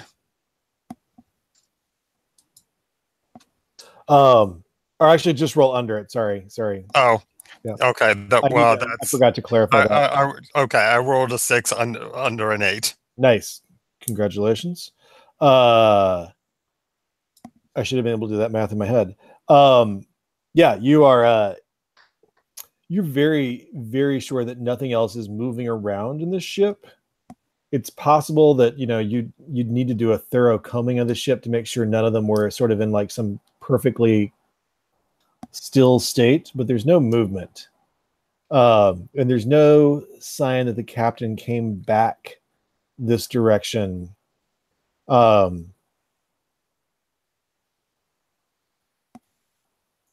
Once he left the library.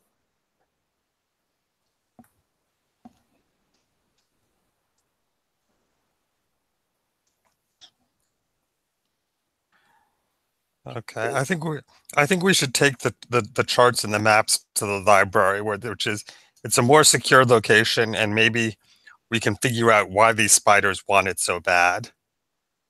Well, so long as Nis is here, they're about as secure as they're going to get. That's true, because Zentariad is not here, and they're on Zentariad.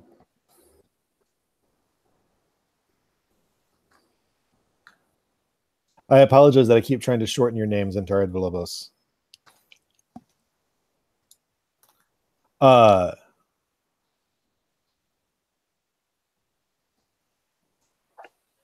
So that's one vote for taking things to the library.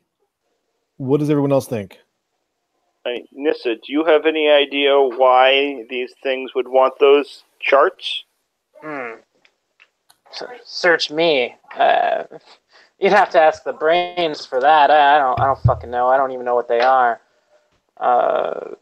But I mean,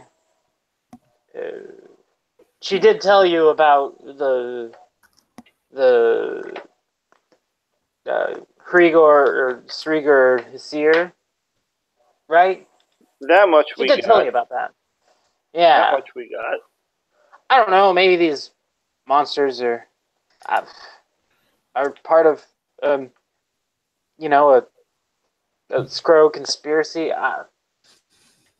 Fuck if I know.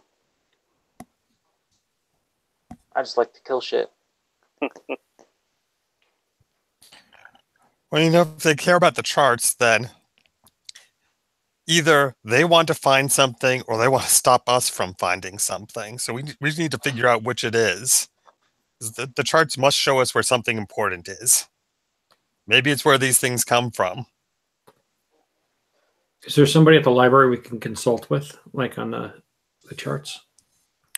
There are a number of prominent astrologers at the library.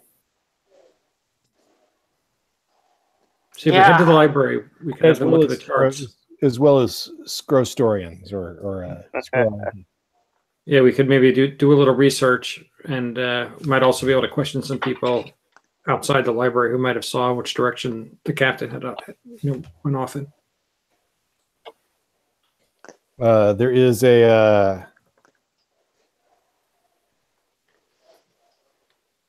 why, when I pause in the middle of a sentence, does it take 5 minutes for the fantasy name generator to load?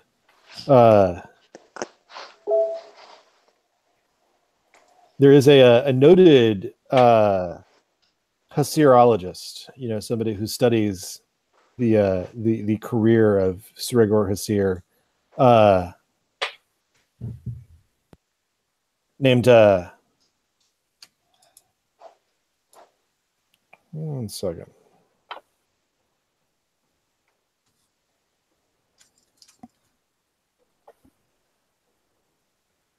Named Haydar Reishi.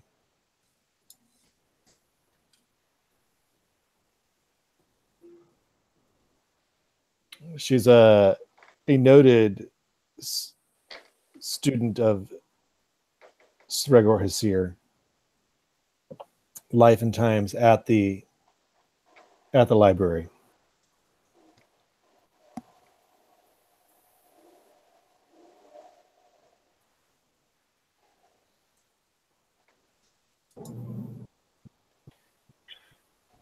So that's where we want to go, it sounds like. Yes. Is that correct? Yeah. All right.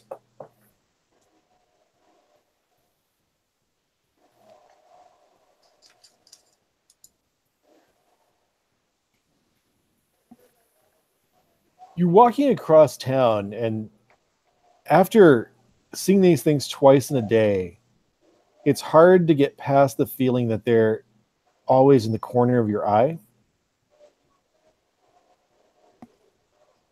But every time you turn to look, they seem to not be there.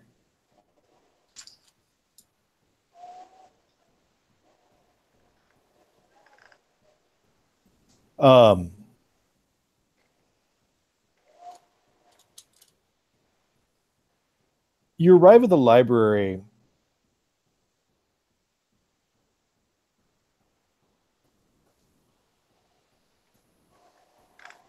And the young man at the front desk,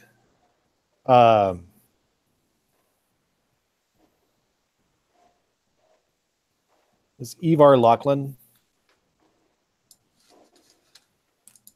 And he looks up and he's like, can I help you? He's someone you know, but he's sort of looking at you sort of blankly, like, is there something I can do to be of assistance? Excellent citizens of Brawl.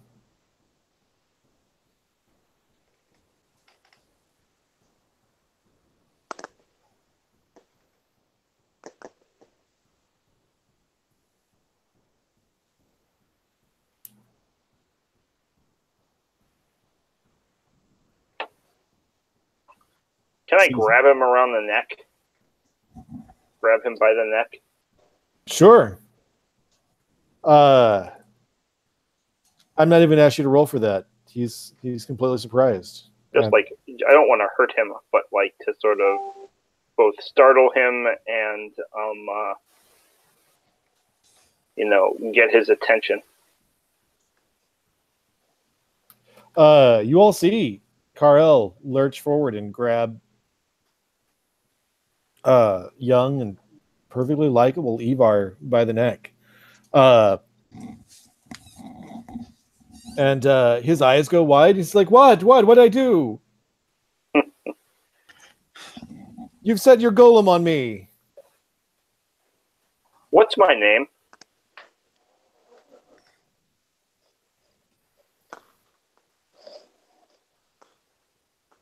Well,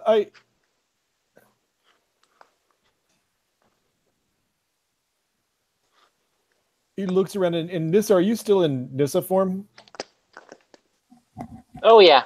Oh yeah. I suggest you cooperate. I don't think I can hold them back much longer. One of you is a wizard, and you've brought your familiar and your golem, your magic enchanted talking golem to break into the library.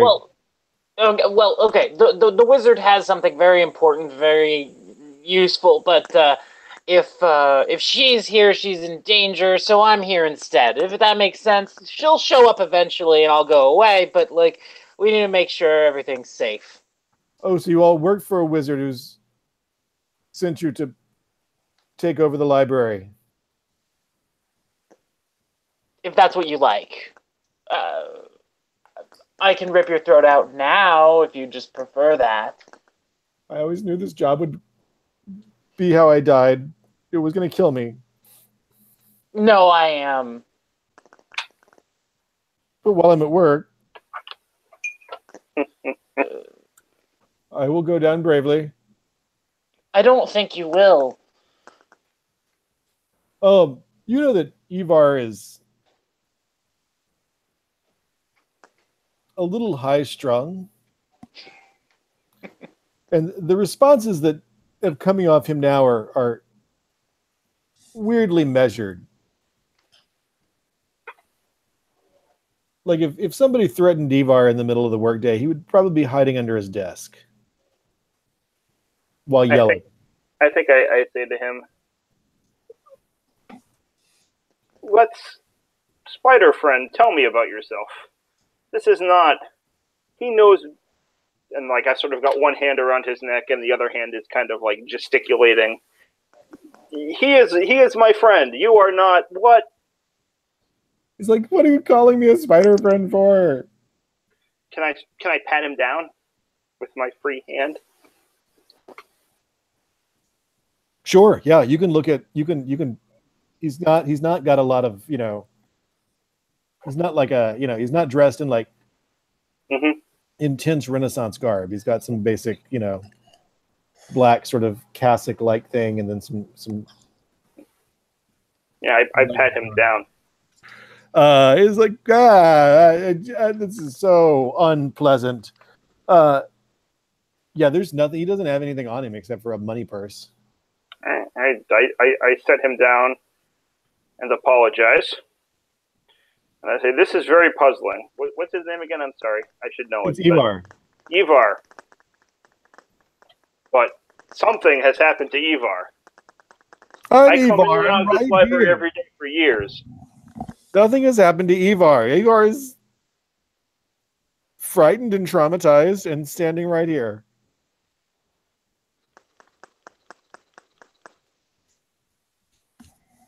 Welcome to the library. Is there anything I can do for you?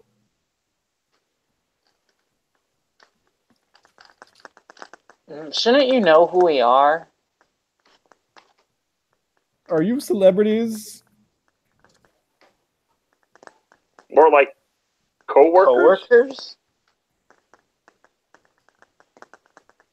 I'm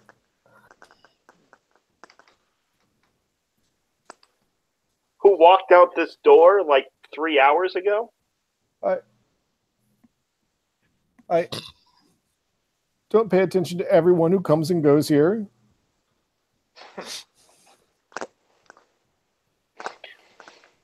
When we left, did he like talk to us? What happened then? I realized He's very nervous around Carl, I think. But he's gotten better, so he will wave at you.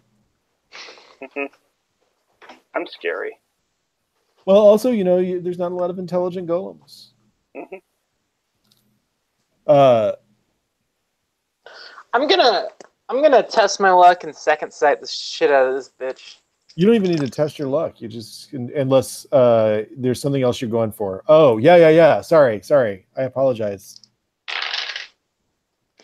Okay, that's a 7 for the luck, Nice. and a 7 for the second sight too. So, we're good. So this is very, very non-literal. Yeah. Nissa, but you smell it as much as you see it in your wolf form. And then you somewhere inside him, like Zentaria Villalobos would see it with more of a visual metaphor. Zentaria Villalobos might see it as something sort of wrapped around his eyes or his brain. Nissa sees it as a smell, almost like alcohol coming off his breath.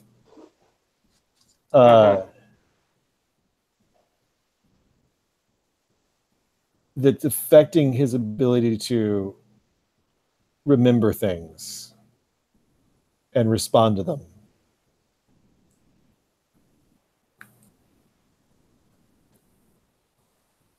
This isn't like he's not being puppeted. Yeah, unlike so it's not like with the beholder. Right.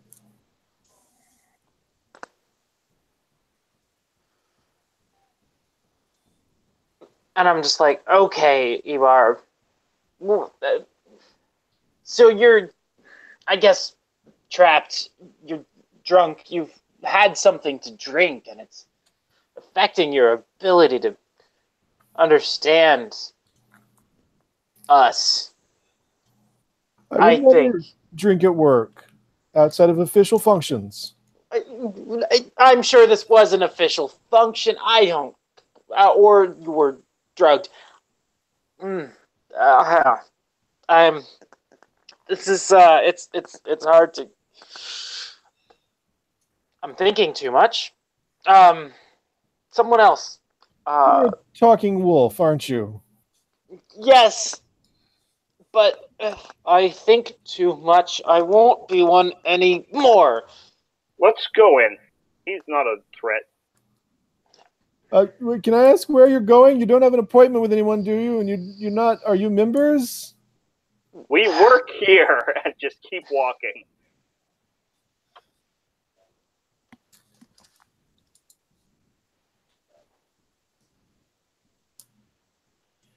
Do you have an appointment?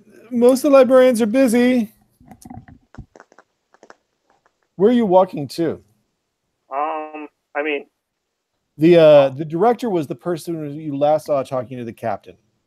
Oh, we were going to talk to the There was a specific Scrow scholar, a scholar of the Scrow, a Scrowologist, named Hadar.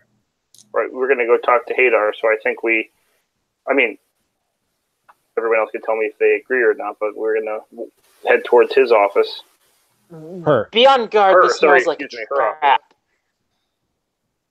Yeah, be on guard. This smells like a trap. This isn't right. What's going on in with our friend here? I'd like Morel and Nissa both roll awareness. This is a roll and add.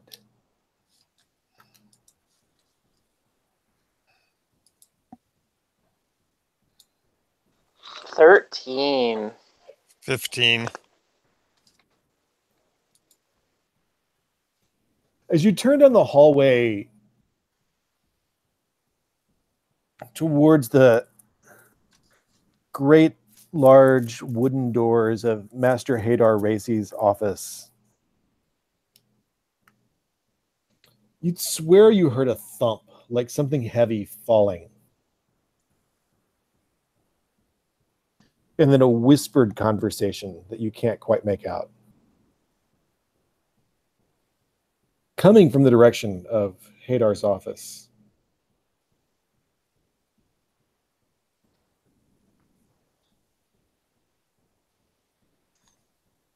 Okay, I'm going to proceed quietly to the door. I signal to the others to get ready, then I throw the door open. All right.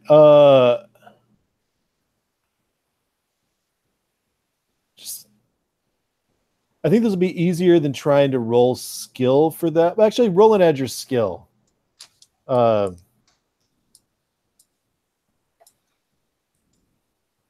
Everybody or just Morel? Just Morel. 14. Morel, are you trained at 14? Are you trained at all in like stealth or anything like that? Yeah, I've got 2 stealth. Yeah, so add that in too, which is important because that means that you win. Yeah. Yeah, and as you get closer,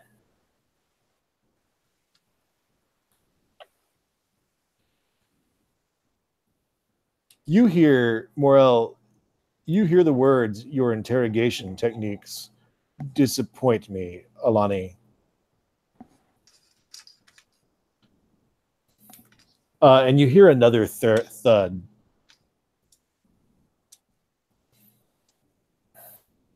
And you were popping open the door at that point in time as soon as you snuck up? Yeah. It opens outward. Are you going to try to place yourself behind the door or in plain sight? In plain sight. I want to have a view of whatever is in there. I want the others to be ready to act. So like I said, this is a big wooden door. And the door comes open. And Master Hadar is sort of hands bound behind her back, sort of on her desk in her master's robes,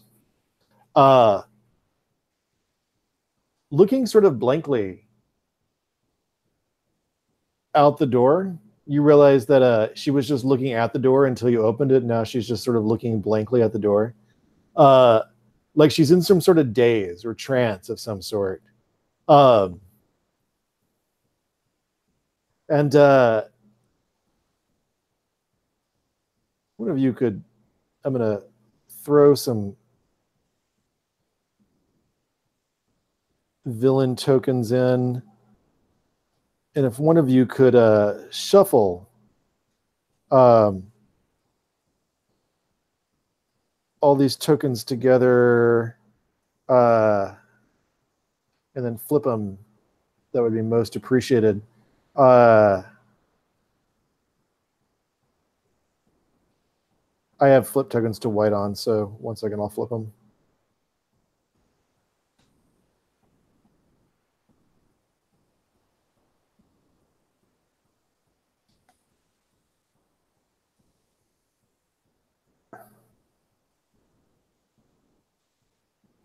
And don't take those red tokens. Sorry, those are the captain's tokens. And Lou is not here. The red ones are Nissa Centauriad Volobos. Yeah, I have her on purple. Oh, sorry. Okay. The captain's sheet color is closer to red. My apologies. Yeah, I had miscalled that earlier. So those should all be in there. Morel, what you see in front of you is, and I can't talk without my hands, so I apologize that I'm being over dramatic on camera. Framed in the doorway, standing over her on her desk, looking like they were being quite abusive. What looks like a very fair-skinned human woman. And a very pale green, tall scrow. And both of them pivot to look up to you. And the scrow looks at you, Morel, and says, "Who the hell are you?"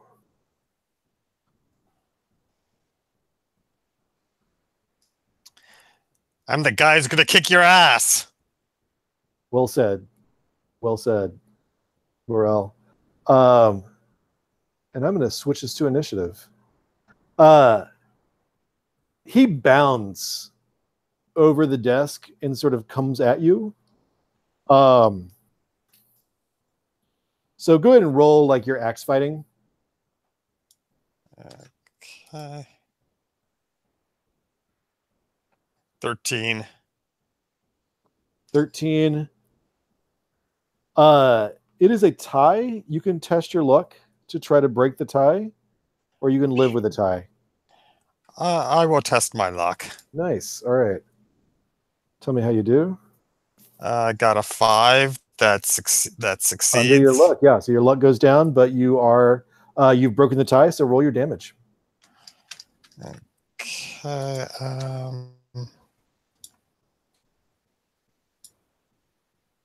6. So that's Nicely done. that is 10 damage. Actually, it is 12 damage. Since you roll. Oh yeah, sorry, you didn't test your luck to add. Sorry, I apologize. You can test your luck to add, but you know,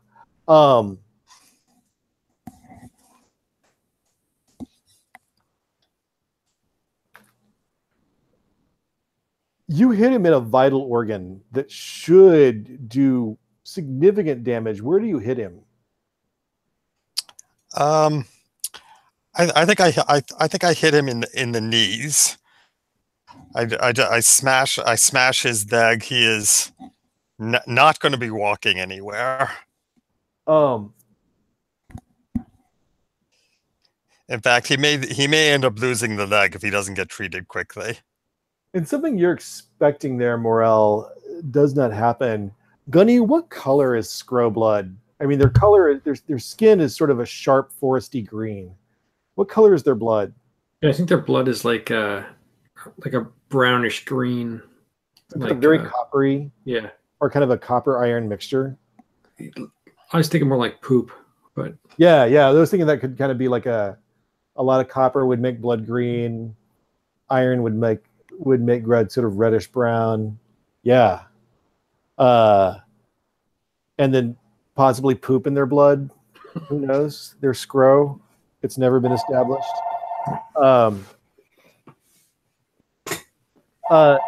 What doesn't happen that you're expecting is that satisfying spray of blood or ichor or anything else that comes after you've opened a big vein and cleaved into something powerful.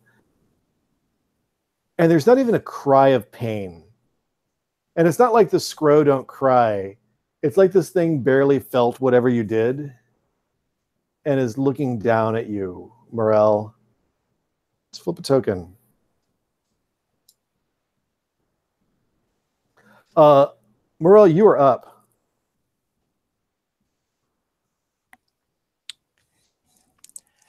Okay, I'm going to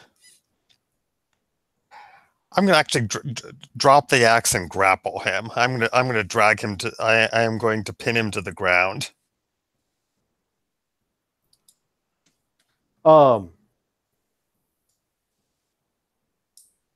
You're going to drop the axe and grapple. Oh, yeah, nice. Okay, roll wrestling. So that's an 18. Good God, dude. 17. You drop him and pin him to the ground. At this time, there is a roar of annoyance and frustration. Like, you're a little friggin' halfling. Are you staying there right on top of his legs? Yeah, I mean, I sort of got him in an arm lock. Okay, gotcha. So you kind of topple him over and then grab him by the arms. Right. I'm picturing it. Carl, what are you up to?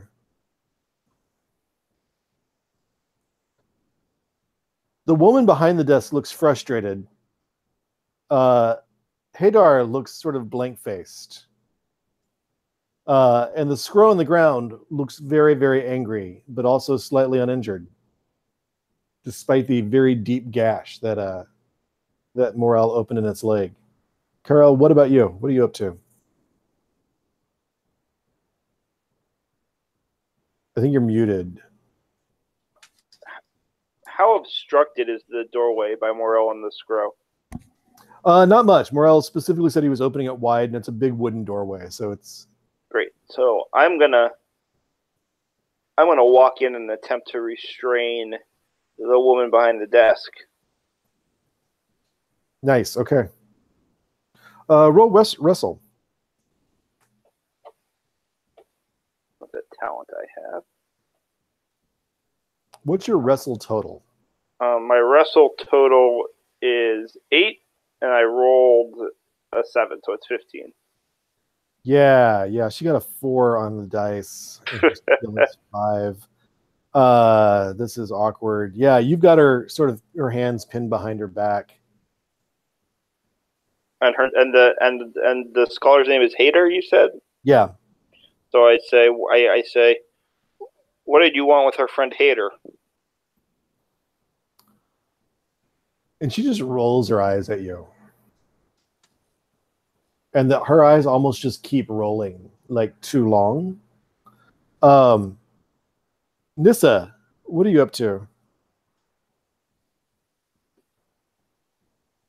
And you're muted, Jen.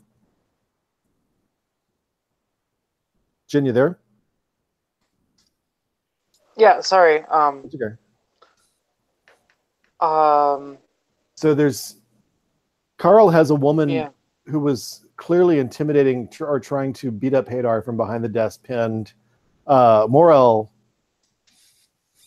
in the Halfling versus Scrow wrestling competition is winning, and has like the big Scrow's arms pinned behind his back on the ground. What would you like to do? I think I would like to. I don't know. Is there anything that needs to have its throat ripped out, like the Scrow? Should I rip out the Scrow's throat? You can certainly try that. I'll do that. I'm gonna deduct 1 from his normal roll since he's sort of being pinned. Okay.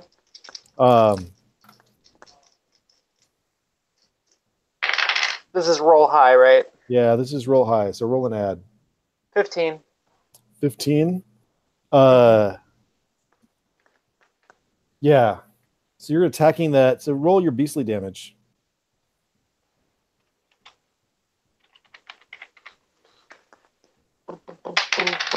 Ah, 6 is a 10 again. That's just so terrible.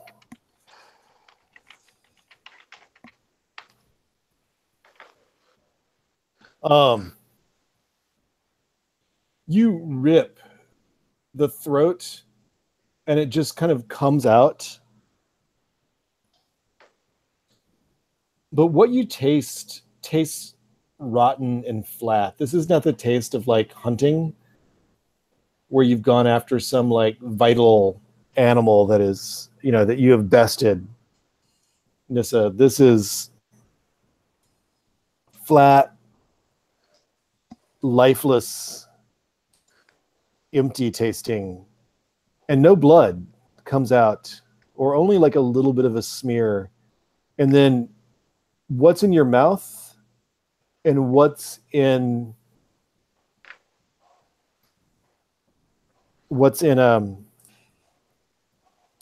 Morel's arms just kind of turns to a mist. Oof. And begins to dissipate. And the woman that you're holding on to, Karel, just smiles.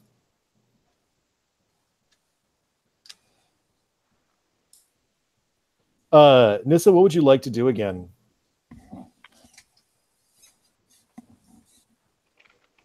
You are up next.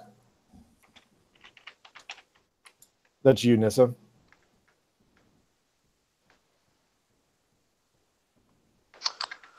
Oh gosh, well, there's no more scroll, right? And then the scroll is now then, a thick mist kind of hovering in the air. Really more of a haze at this point. well, I don't know what else is going on. Is Hadar okay now? No. Hadar is still looking blankly at the door, and that woman that Karel is restrained still has her eyes rolled back in her head, but is smiling. I'm gonna do second sight, see what the fuck's going on. I mean, I don't know if it's gonna be useful. Yeah, roll an ad. An ad? Okay. 12. You can't really see much. Yeah. It's like someone has warded against your being able to sense things.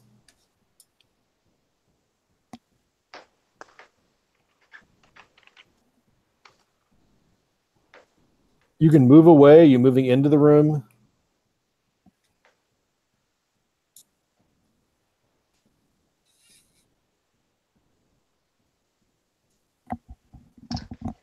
Yeah. Yeah, I'm just gonna kind of come right in. Gunny, Take a look you're around. up next, followed by the end of the round. What are you doing? Yeah, I'm kind of in the same boat. Like doesn't seem like there's that much left to do. The woman, she's not a threat, right? She's just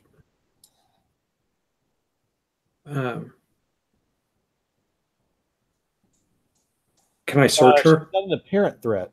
Can I search her? Sure. See if she has especially checking the back of her head and stuff to see if there's any kind of. You do not see anything on the back of her head. And any other markings on her or anything like that? Or things sticking out of her? Roll your skill. Okay.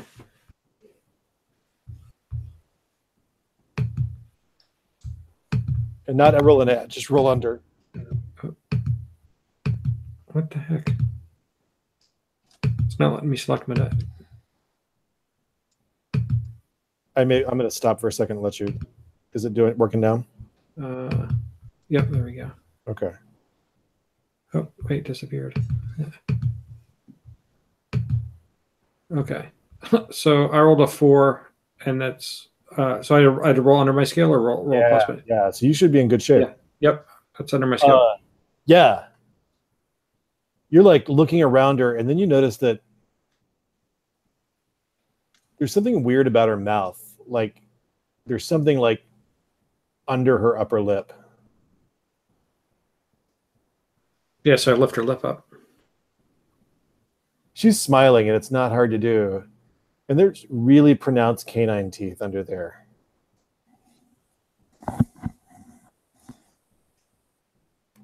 Vampires. Gunny, in your as you do that, she just turns into mist and smoke and is nothing more than a quickly fading haze in the room. And then Hadar starts to move.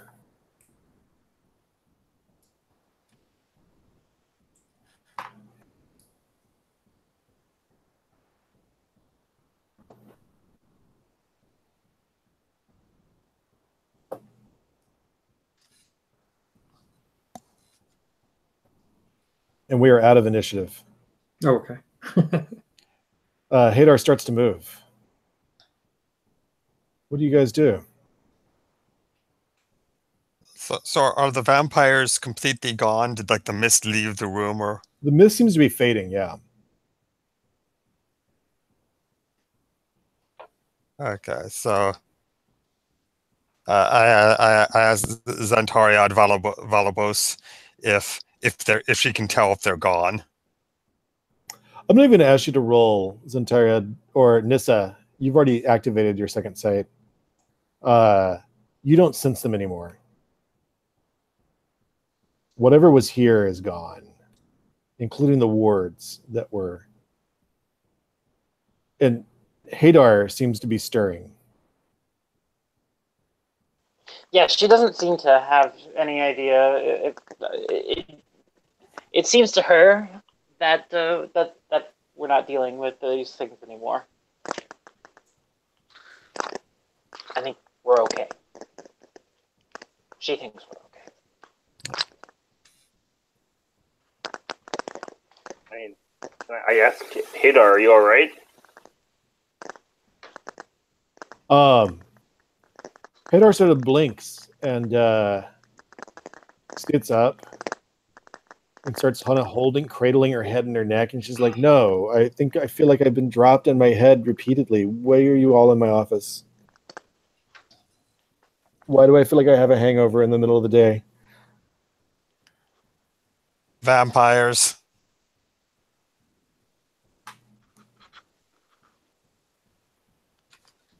I don't study vampires. I'm not a vampirologist. That was an answer to the second question. The first question is about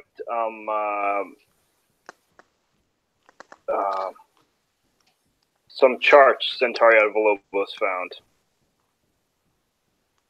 Centauri Villalobos found some star charts. Why don't you talk to an astrologer? We believe they belonged to Sagar Hasir. Sregor Hasir. Oh, he was actually not well. I mean, it's not well known, but he was probably one of the best astrologers the Scrow ever produced. I mean, he was. I mean, he was no elf, but he was a pretty respectable astrologer for a human. I mean, for a Scrow. Well, here, give me a second. And then she begins to transform gruesomely into Xantaria Ed Villalobos. Oh. Yeah, no, I'm sorry for the show. Xantaria Villalobos, yes, what is your past relationship with Hadar?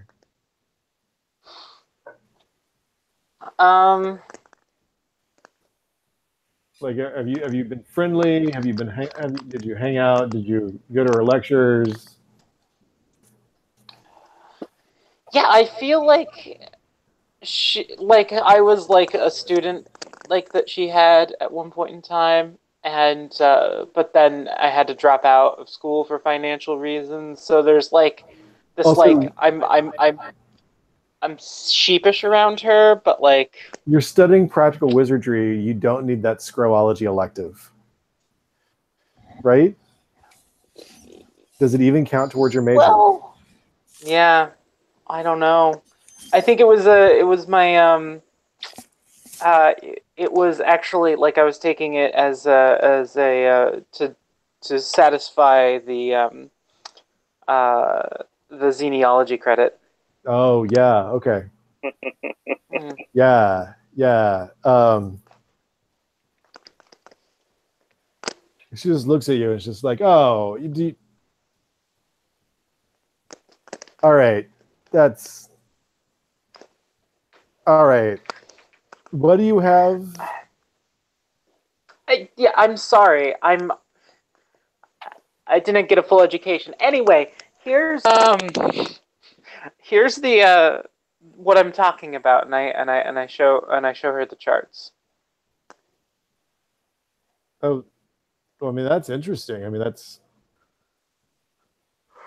if these were not modern star charts, I would swear these were authentic, because that is the seal. I mean, that's hard to fake. That's this, that is his signature. Yeah, and ever since we found them, a whole bunch of fuckers have been trying to fuck with us. And there's that meteorite belt that people swore was his pirate base when he was doing piracy. Yeah, it's not the right meteor. I mean, everyone knows she's like, no, like this one was the one he was based on. I mean, she points to, that's an abandoned mining asteroid. Where it's indicating his base is now. It's an abandoned mining asteroid. Who would even go there? I don't know. Maybe a criminal that's been underground for 100 years. Scrow don't live for 100 years. Vampire Scrow do. Vampire Scrow.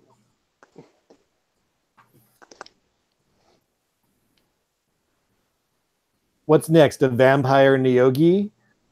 Oh, I hope not. Oh, God. Now you jinxed us. Zentarian Vilobos. I'm just going to kind of fake this. Let's use your second sight. Roll that. Or no, evaluation. I got a 7.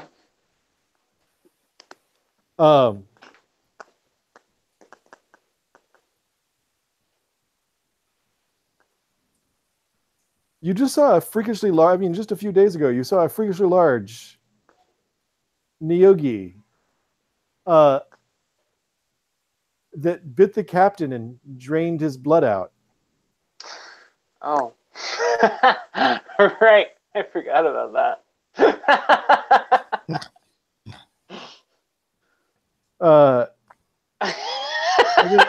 Lots of little weird offspring Neogis springing off his body.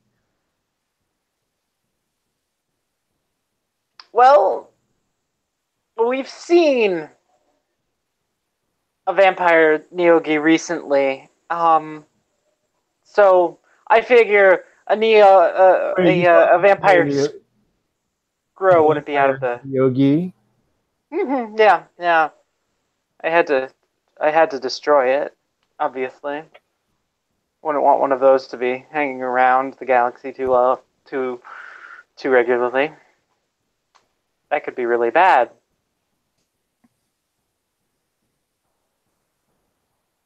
Aside, did we actually kill it?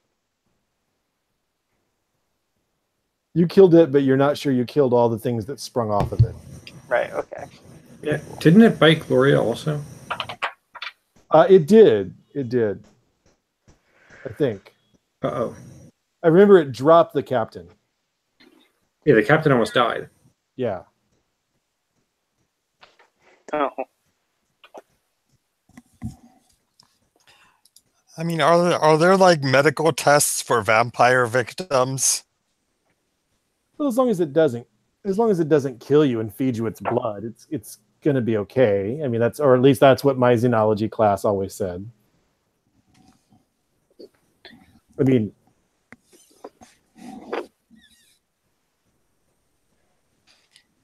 sure. So it's not like a mind controlling vampire could put you under his thrall or something like that. That couldn't happen. Especially not if they're a Neogi. Well, in theory, yes, mind controlling vampires could affect your memory. They could affect they could give you amnesia. I mean, Your Yogi don't need to be vampires to control your mind. Right. Right, No, right, no. right. But like if you're a Yogi and you're a vampire, that's really like gilding the lily. that's like being a double mind control. Well, I mean, so what were you doing just standing around blankly just before we came in and destroyed a scrow that turned into mist? Well, I don't know. Ivar said there were 2 people here to see me, and it was my appointment. And I said, I don't think I have an appointment, but send them in. And then the next thing I know, I was laying on my desk with a hangover. Yeah. And I feel like there's a giant Sounds like in my head. Have I been dropped repeatedly on my head? Does she have any bites on her?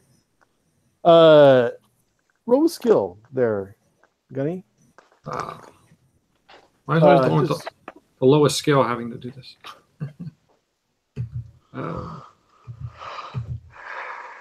Or tell me where you're looking, or what you're doing.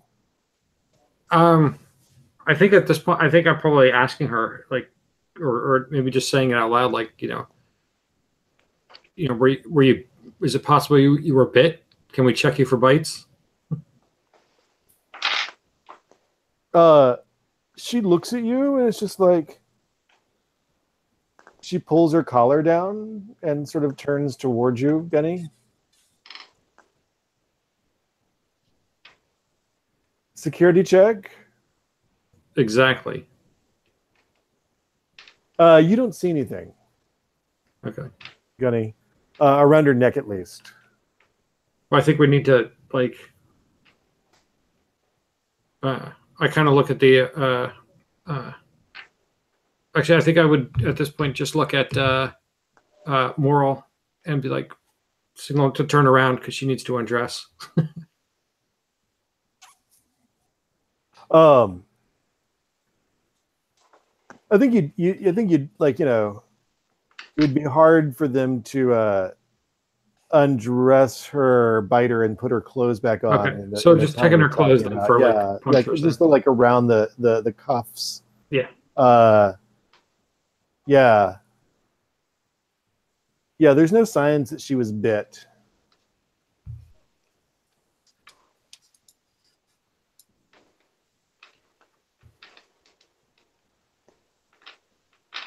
Well, if the captain was bit, and if they might have potentially taken him to complete the process of turning our captain into a vampire, they have to kill you and then feed you their blood. It's excessively complex. He's been missing for hours. He was supposed to meet us hours ago. Well, the vampires were here with me the whole time, I'm sure. Unless they took our captain somewhere. Yeah, I mean, unless there are 3 vampires. Or more. Look, I'm a scroologist. You're going to have to talk to somebody who's more expert in undead than I am. But 2 vampires seems excessive. Well, I agree with that, but... Wyatt, we should find it is captain, excessive. But what's wrong with being a vampire? The hunger for human blood, being dead. I mean, fundamentally, there's the whole being dead thing just seems to suck. Well, but how? They walk, they talk, they think, they eat. How are they dead? Are you doing the philosophy of existence thing again? I mean, I'm asking a question. I mean, because as I've said, I'm a scroologist, specifically recent history of the scroll. Not really on the philosophy end. Or the theology end. If you were a scrow, who was turned into a vampire, where would you go? Well, it's just, Scro love a party. Vampires hate sunlight. And maybe specifically if you were Skrigor Hasir. Oh, Sregor hated parties. I mean, he loved to throw them for his warriors and his pirates, and he had a storied career over really just 15 active years. Quite extraordinary man. Quite extraordinary. Did you have a picture of him? There's several portraits of Sregor Hasir. I mean, I just want to figure out if he's actually the Scrampire who we just fought. She pulls out a book and she flips through it and she's like, "There, yes, okay, yeah, that's Sregor Hasir." Okay, does he look like the Scro we just fought? Less pale.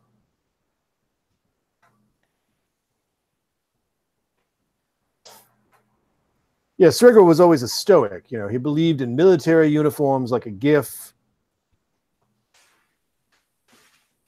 Long contemplative periods of quiet meditation. Love strategy games. So he was just here in your office. He was here in my office. Sregor Hasir is a vampire. Is this what you're telling me? Yes. I mean, that seems really difficult to believe, but also like we're fucked.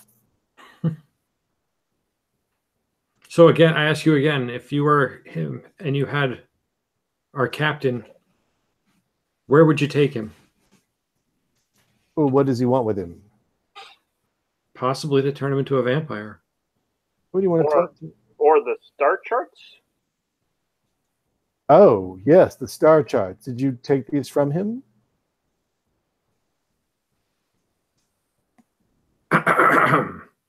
We found them. Where did you find them? They were just lying around, right next to a dead vampire Neogi. On Neogi ship. A moving Neogi ship? Populated by Neogi? No, it was No. a crash ship on where was it? Anadia. Anadia. Which is a halfling planet with lots of crashed Neogi ships, because much like your planet, Morel, they threw off the Neogi.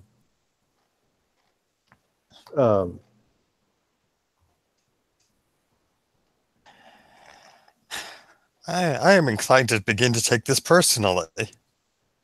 And how did you describe the Neogi you saw to her? Zentaria Villalobos? How did I describe it? Yeah, what did you just say? Oh, I just said that we found the star charts in the Neogi ship right next to the corpse of a vampire Neogi. Oh. Like the Neogi was just lying on a table? Well, after we were finished with it. Oh,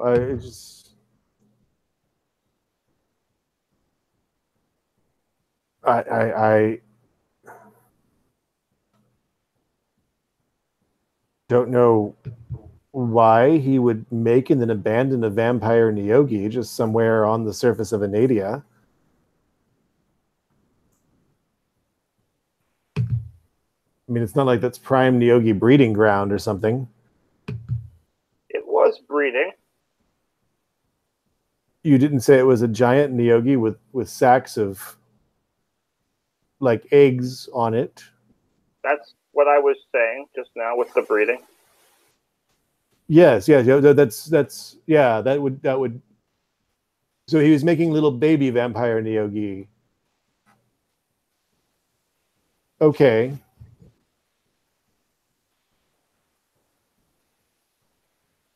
That could be why he would be making those. And I'm sorry, I got distracted. The original question is, what would he do?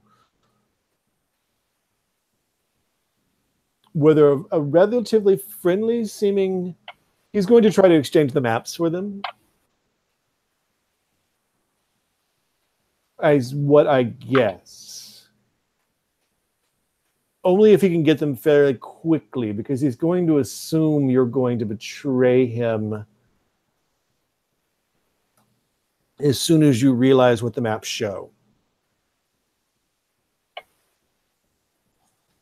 You know a lot about what someone you don't remember meeting plans on doing.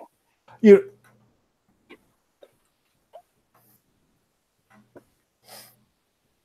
Thank you.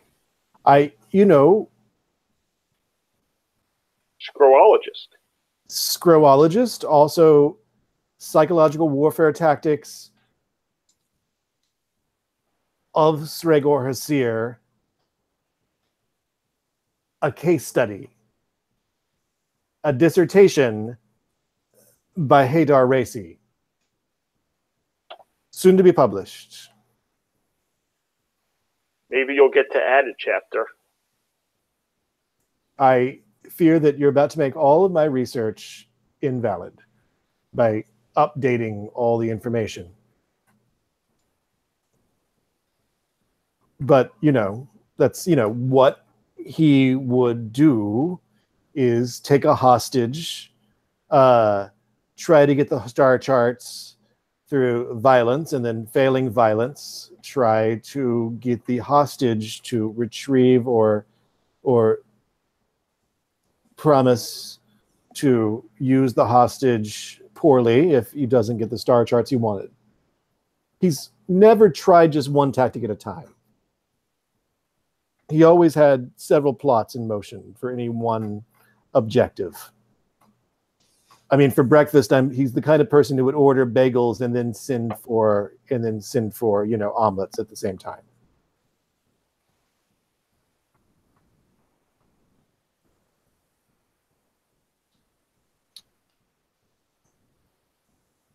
So we should try to find him?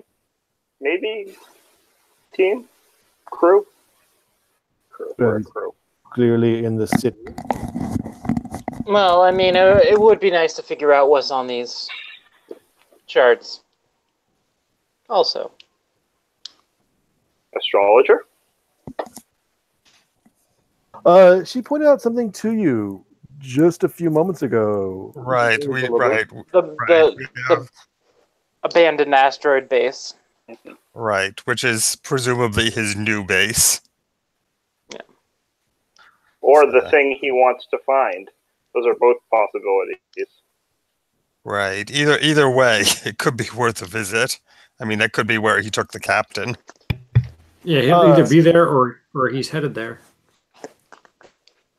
You know that his ship is also in dock, right? Or at least it was the last time you were at the docks. Right. I mean, how big is his crew? How many?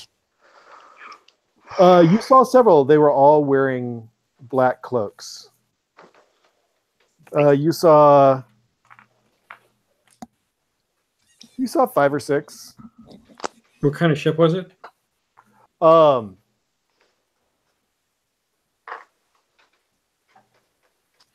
It was not a typically Scro ship. It was and this is something I closed and need to reopen, so I apologize. And then I can never remember which of these books it's in.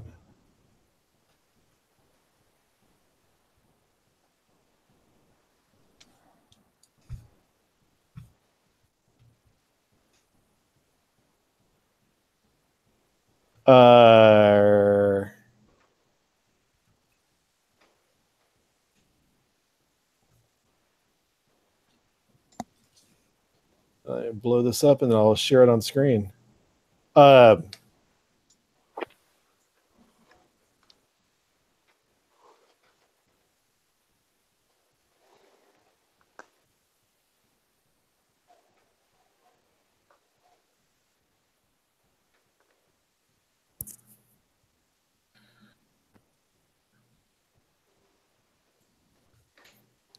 It looks like it looks a little different from this.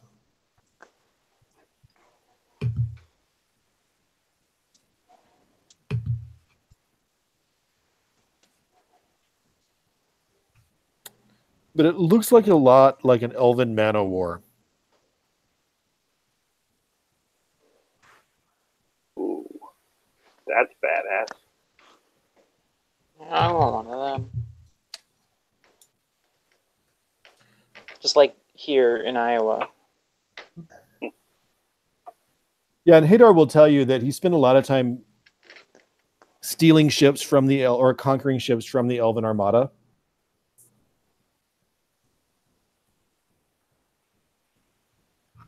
So we maybe want to head to that ship or head to our ship to try to beat him to the asteroid field if that's where he's going. Right. I would say let's head to their ship first, and if there's, we should see if we are getting towards the end of session. I think this is a good place to pause. And Steve, you're with us next week, right? Yes. Do you go by Steven or Steve? I'm sorry, I didn't mean Steven. Steven, thank you. So Steven, you're with us next week, and everybody is returning next week, as far as you know. Yes, that's the plan. Not a blood plat. This is not a blood pact. You don't have to skip a wedding if one suddenly comes up. So thank you, everybody. I'm going to stop the broadcast, and then we'll do a really quick debrief. And I'll see you guys next week.